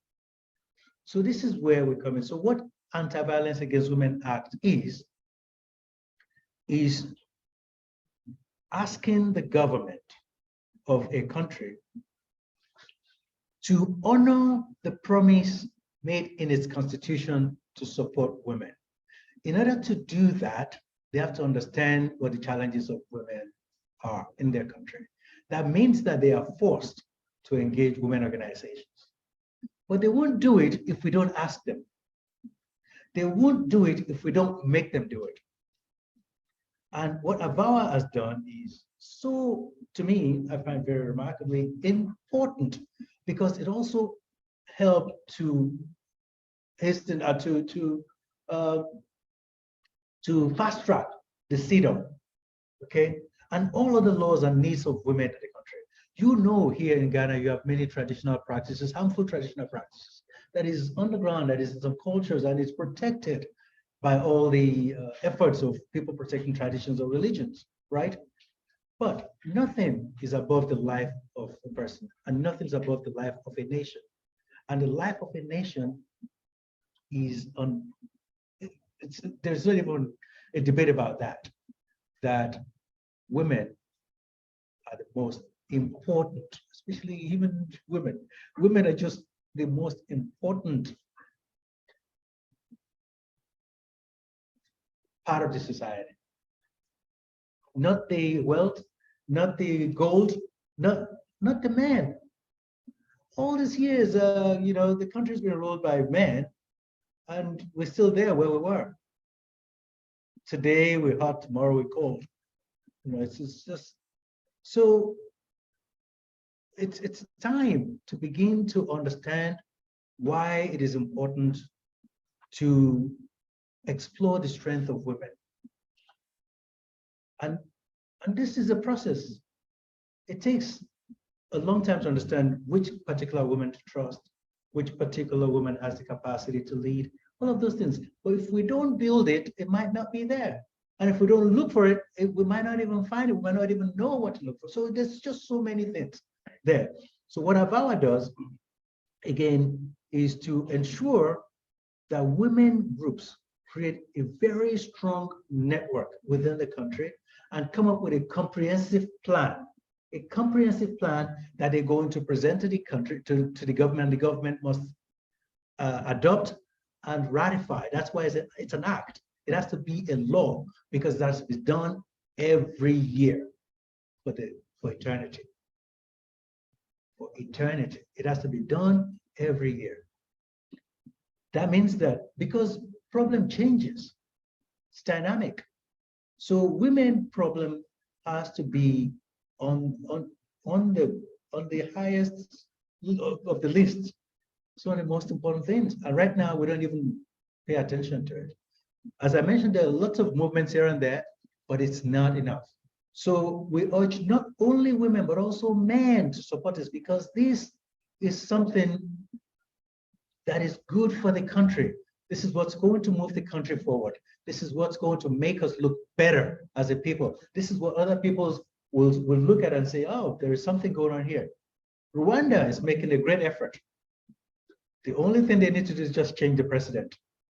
But Rwanda is becoming a very good example of it.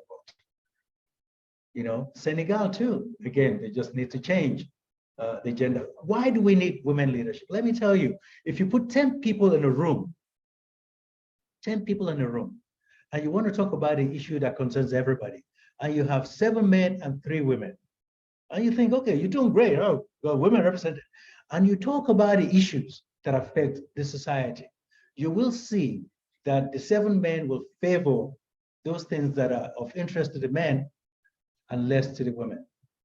This is why it's not fair. But if you try it, put 5 and 5 together in a room, you will see a difference, that the issues of concern to both will be properly addressed and highlighted. This is why we need this in the society. So we can just think about whatever we've been doing, we've been doing it. So far, we have not. We've not done enough. We've not even come any close to making the impact that we need to do. So our effort here is to have this discussion with women, especially women in politics. Okay, how to plan this anti-violence against women act. Okay, there's a whole lot that can come out of that. A whole lot. This comprehensive bill, this bill is so important it has to look at all the challenges that women are facing in the country. And to do that, we need to reach out to all the women constituencies in the country. A very smart politician. A very smart politician to recognize this opportunity, because that's how we can bring forward the need for women leadership. And women leadership is essential. You just look at your household. Look at your household. Your household is a miniature of the society. Okay, and just look at the role of your mom. Okay. Of course, you know the role of your dad. It's a very important role. And your dad has all the accolades and all the necessity of respect, which is due.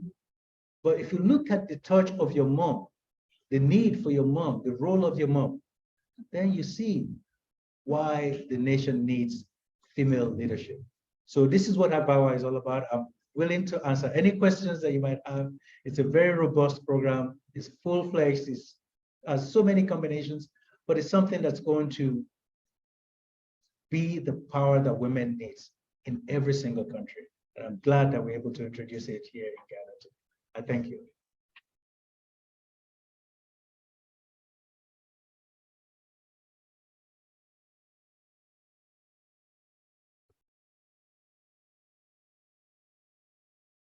Thank you so much, Dr. Wali.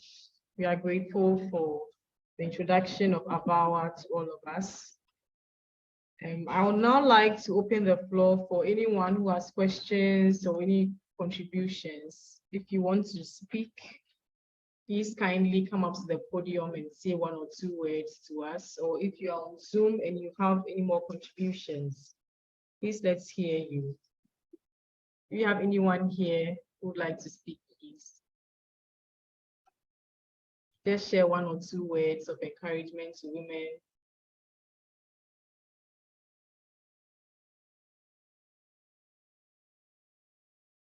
Anyone on Zoom?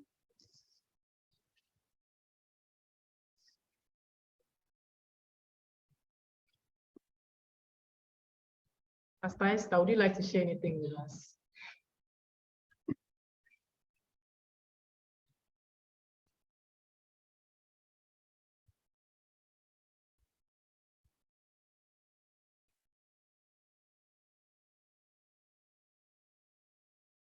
Hello, everyone. It's always a privilege when I see women gather like this. Programs, seminars, forum, meetings, name it, whatever. Because right from infancy, as Dr. Wale said, he is the only man in the midst of 6 women. And I'm the only girl on mother's side in the midst of 2 strong boys. And when it comes to women, I didn't really get a chance to see someone mentoring me, you know, a woman bringing me up. But I had this inner will, strong passion to see women excel. Some way, somehow, it's something that is inherent within me. So I remember back in the university, Professor Michael Kwe was my lecturer. I read political science. So there was this topic, women in politics. And he gave us a narrative about the affirmative action, Beijing conference and stuff like that. And everybody was like, hey, Esther, this topic is yours. Because back on campus, I was always, you know, kind of resistant to the men. When somebody comes to ask you out, they were like, hey, let's go and tell Esther first. You know, jokingly, then I'll kind of, I said, no, this guy is not for you, jokingly. On and on and on. So at time we had the SRC Women's Conference. And I was just minding my business when people came to me and literally asked, we want you to take up this position, the Women's Commissioner, as the SRC part. And you know, there again, Dr. Wallace, men were on the committee, which I didn't understand. You know, because a committee like that should be chaired by women, but men were on the committee. And some of them who had, in quotes, their girlfriends, they pushed it. And at the end of the day, I didn't get the position as a women's commissioner. But then later, he's now a big politician now. He called me and said, Esther, I didn't know you were that vocal. Because later everybody was like, why didn't you give it to Esther Yanka? Why didn't you give it to Esther Yanka? So, well, that's rather unfortunate. And apparently the one he gave it to was somebody, I mean, we all understand that is history. So when it comes to women, it's here to the extent that now as a pastor, when women come to me with their challenges, first of all, I'll be like, look, let's rescue that girl in you that has been trampled upon. Forget about the challenge you got. Let's first of all rescue that girl in you, that woman in you. Let's bring that woman up. Once you stand, that challenge, you'll be able to subdue it. So I've come to a place where even in times of marital challenges, I don't let it affect me, because I believe who I am goes beyond whatever challenge it is. So women, we must rise up. We must rise up. And I believe this is an act where women worldwide, let's rise up and fight for it. Not only support. This one, we've supported it, we are not getting anywhere. But now let's fight for it. It's our rights. It's for us. Let's fight for it so that our girls, our daughters, our grandchildren, our nieces will come to that place of finding who they truly are and find their place in society and add their quota. And now, personally, it's my prayer. I don't know how it will be. It's my prayer that a woman becomes the next president of Ghana.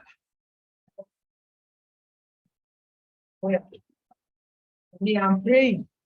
It's God that does, he does the answers, the answering. So we are so praying that one day a woman will take the leadership of this nation. And if anybody out there is listening to us, please, Ghana, let's give woman another chance. Let's give women a chance to sit at the highest seat of the nation. And let's see what the woman can bring on board for us. So that's what I have for women out there. Let's be encouraged, let's be strengthened, and let's rise up to this occasion. This time, we are not only supporting, but we are fighting for this bill to be established. Thank you.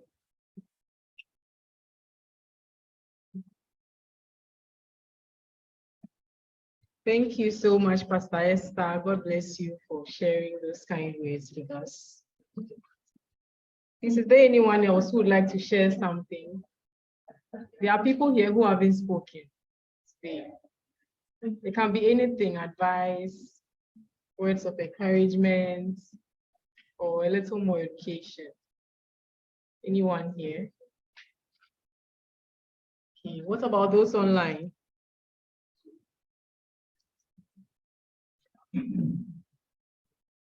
Madam Louisa, would you like to share anything, please? Everyone else has spoken. Oh, Bishop is here. Please, let's.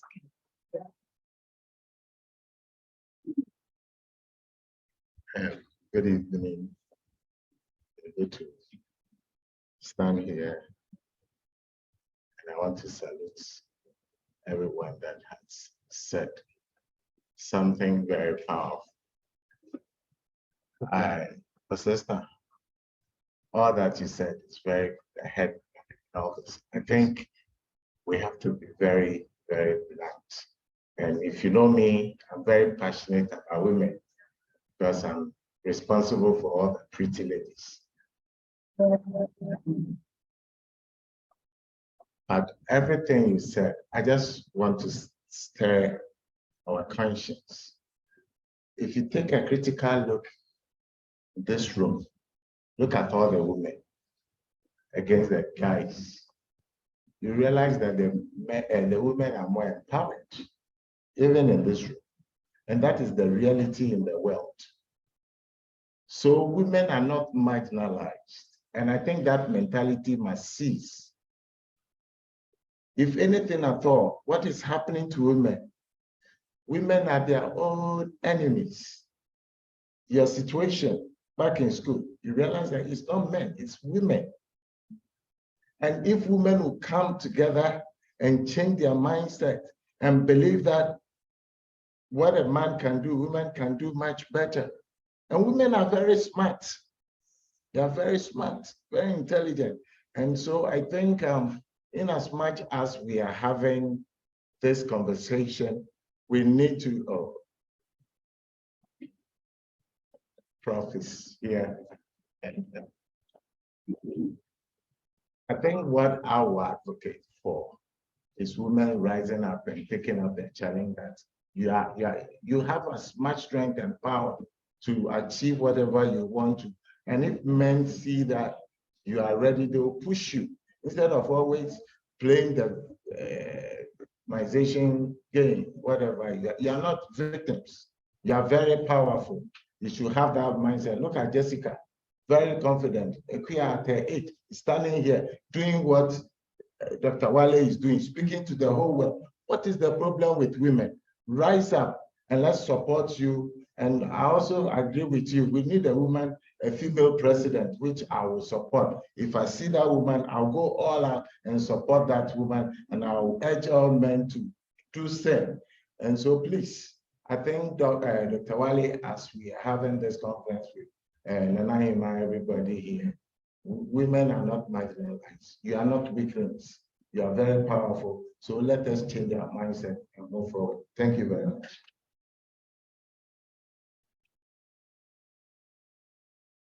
Thank you so much, Bishop Sami. We are grateful for your encouragement. And we have in our midst Professor Spencer Duncan. His presence. Prof, please, would you like to share something with us? We are almost done with the program, so you could just share a few words. You have taken me unawares, but soldiers don't go to war to prepare. They go to war prepared.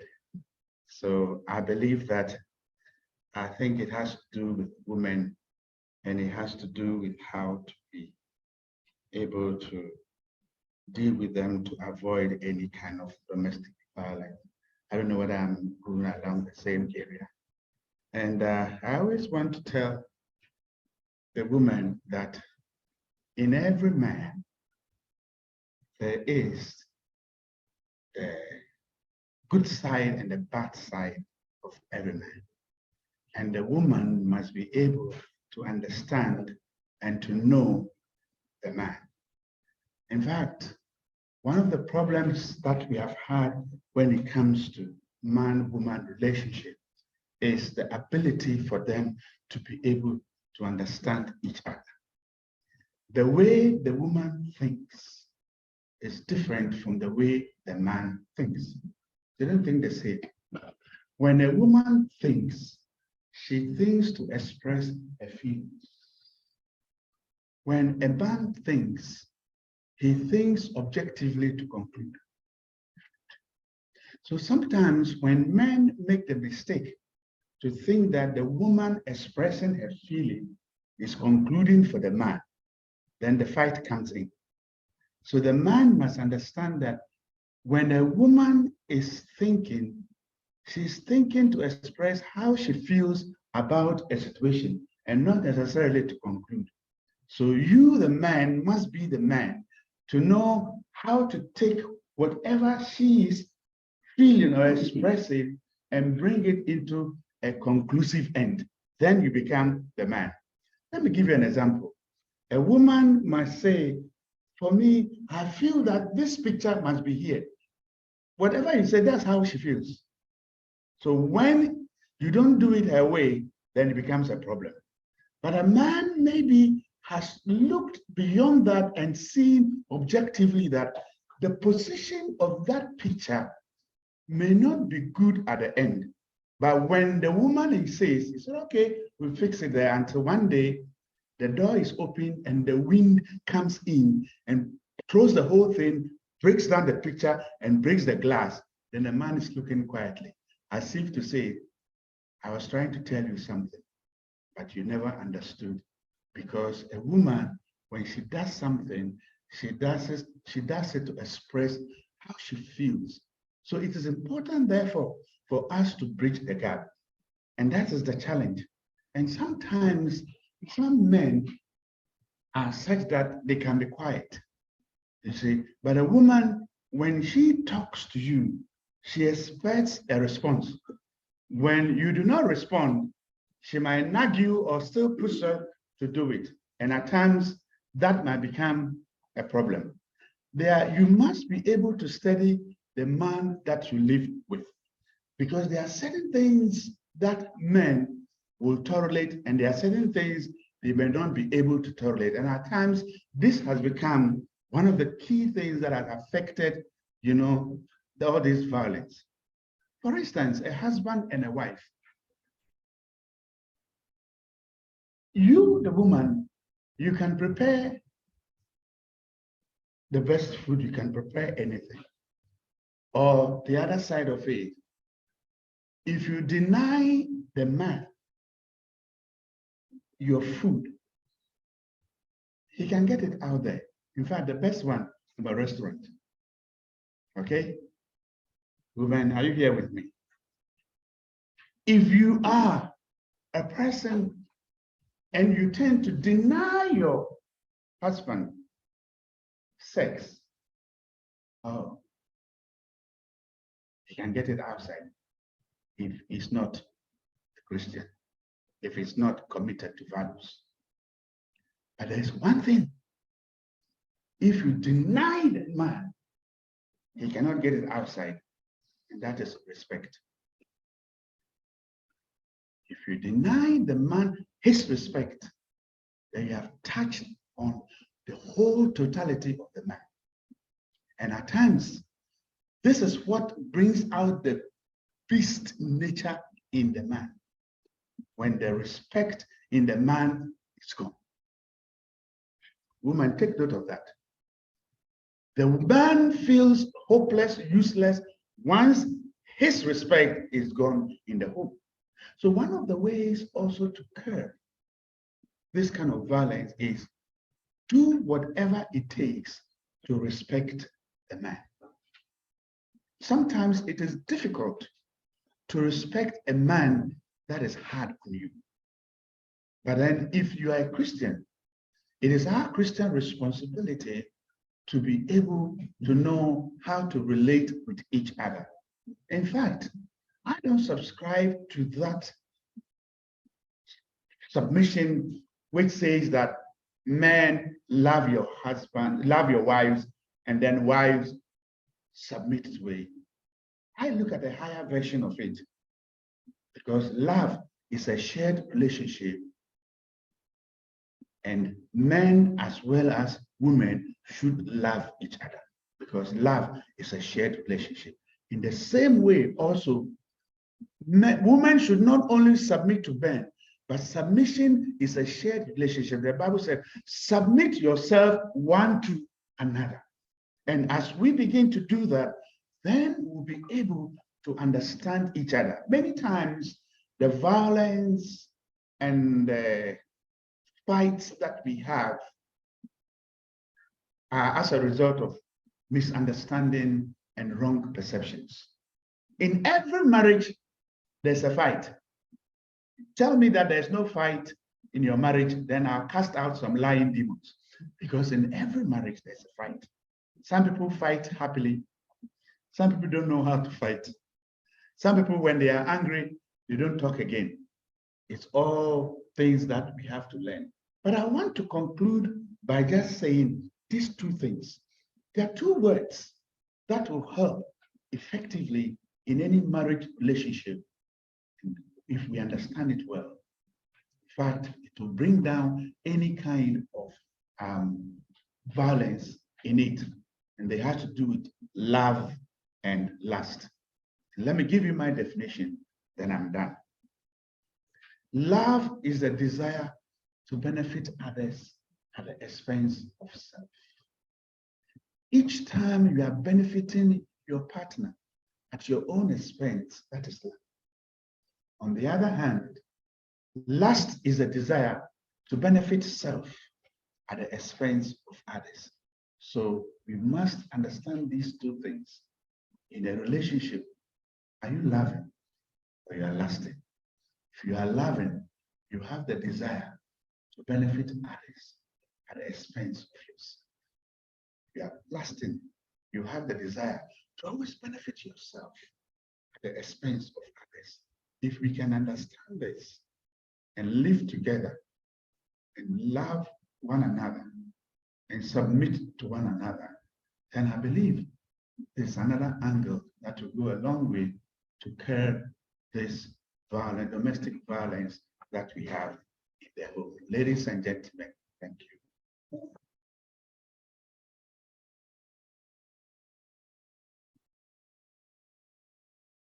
Thank you so much, Professor. We are grateful for your warm remarks.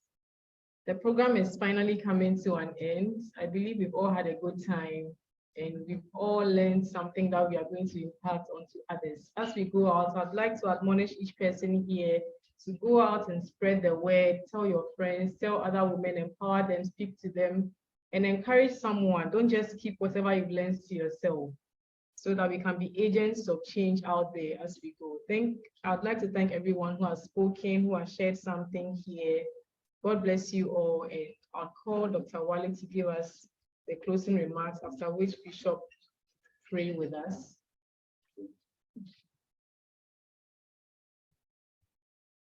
Also, we have food when we close, so please make sure you get one pack before you go. Just thank you. Thank you, Jesse. Professor's looking for his phone.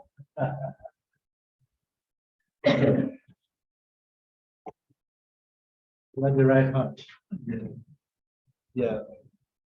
Wow. You know, the issue between men and women is very complex. There's no denying that. But I want us to put that in perspective, that this is really not the contention between men and women that will always be here. And are y'all in the house, everybody?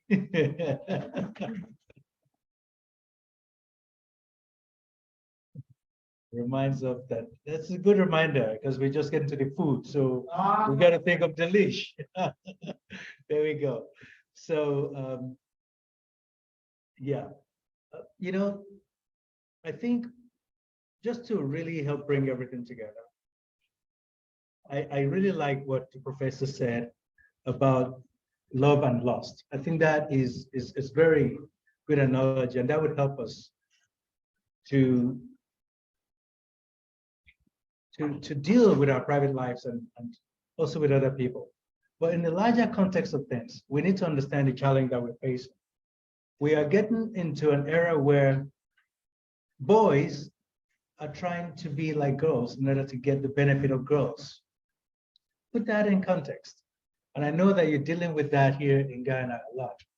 And the same thing with girls trying to be like boys in order to get the benefit that males get.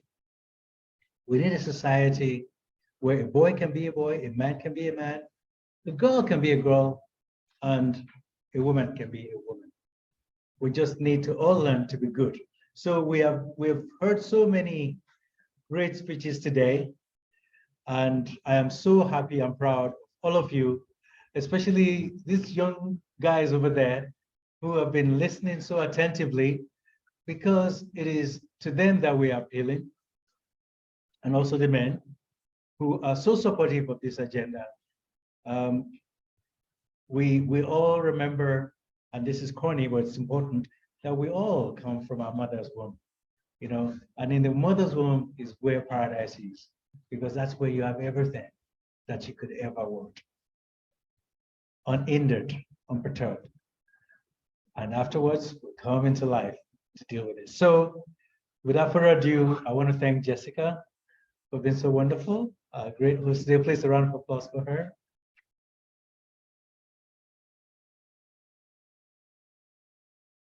Thank you so much, Madam Chairman. Thank you so much for blessing us with your presence and your heart. It was really beautiful. Thank you very much. Nana, wonderful. Nana, Esther, Rotulate. Thank you, Auntie. Thank you so much. Thank you. There's so much to catch up on. Thank you for everything, your hard work, the presentation. Thank God it's recorded because the world is going to get to see it by the grace of God. Thank you. So before I thank everybody else, and I thank my special friend, my champion, Nana Otu Latte. Now, before we go to Nana Otu Latte, it is because Nana Otu Latte is incomplete, I gotta tell you, incomplete without Mrs. Regina Otu Latte.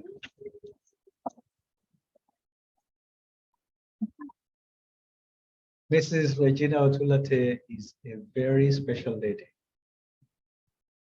She sits quietly all the time and supportive in every way, in every sense. You know, the ambassador of Suriname had a word for it. I can't remember that word now. There are, you know, one who makes everything happen. And you'd never hear any argument. You don't even see them coming. You don't even see them. But they are the ones who make everything happen. Nana Regina is a wonderful human being. Of course, a beautiful lady as well. But one of the most precious gifts for our community.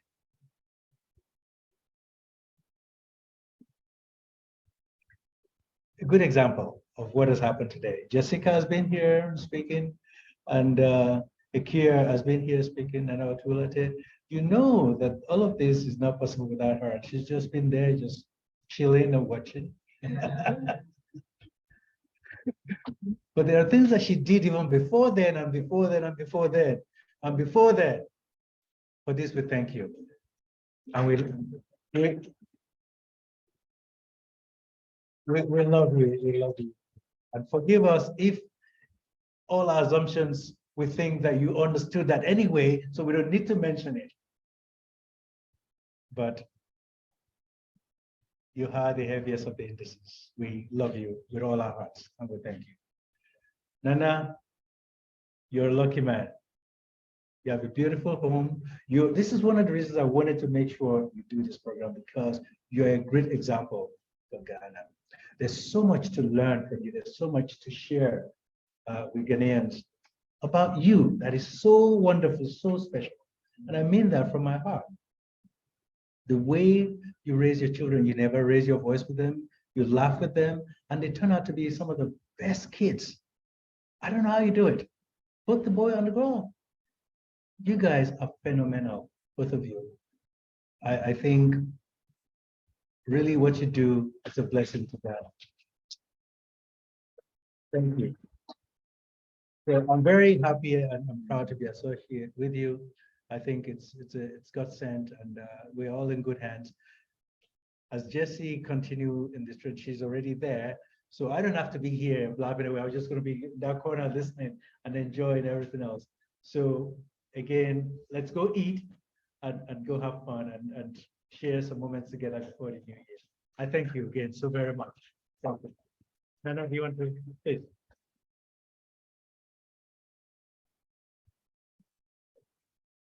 I think Honorable Prof, everybody here has said it all. But one thing I want to tell everyone here that we're all talking about what? Quality life. So at the end of the day, everything you learn here, make it a point. It's a quality life. Everybody say quality life. Quality family. Quality girls and boys. Yeah, that's what I'm saying. So before we close, I think I will call Pastor Esther to come and close us if there is enough. Thank you.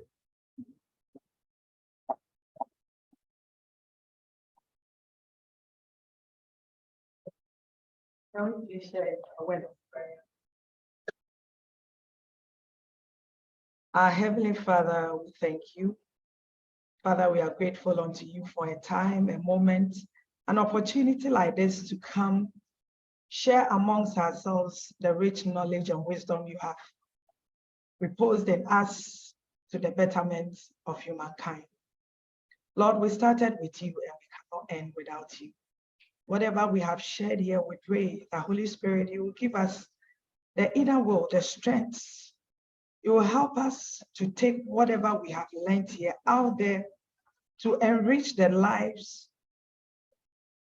of women, of girls, that would affect humanity worldwide.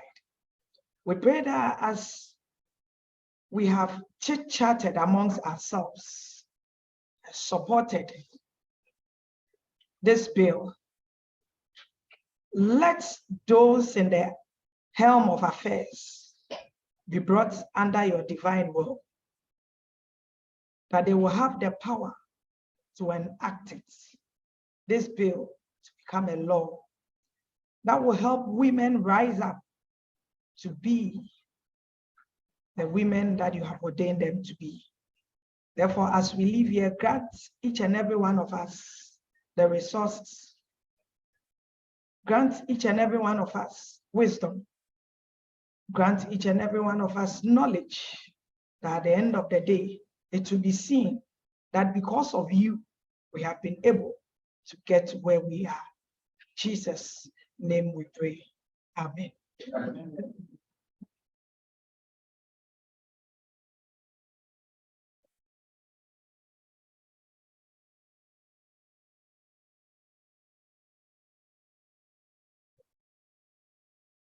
The meeting adjourned. Where is it?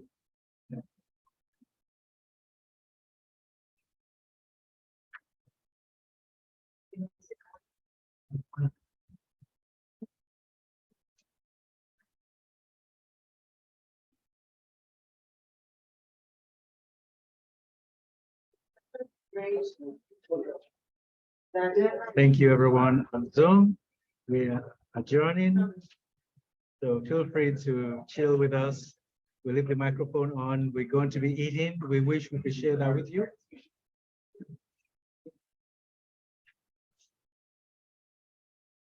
Okay. Let's enjoy the slideshow. Actually, let me share the slideshow with you.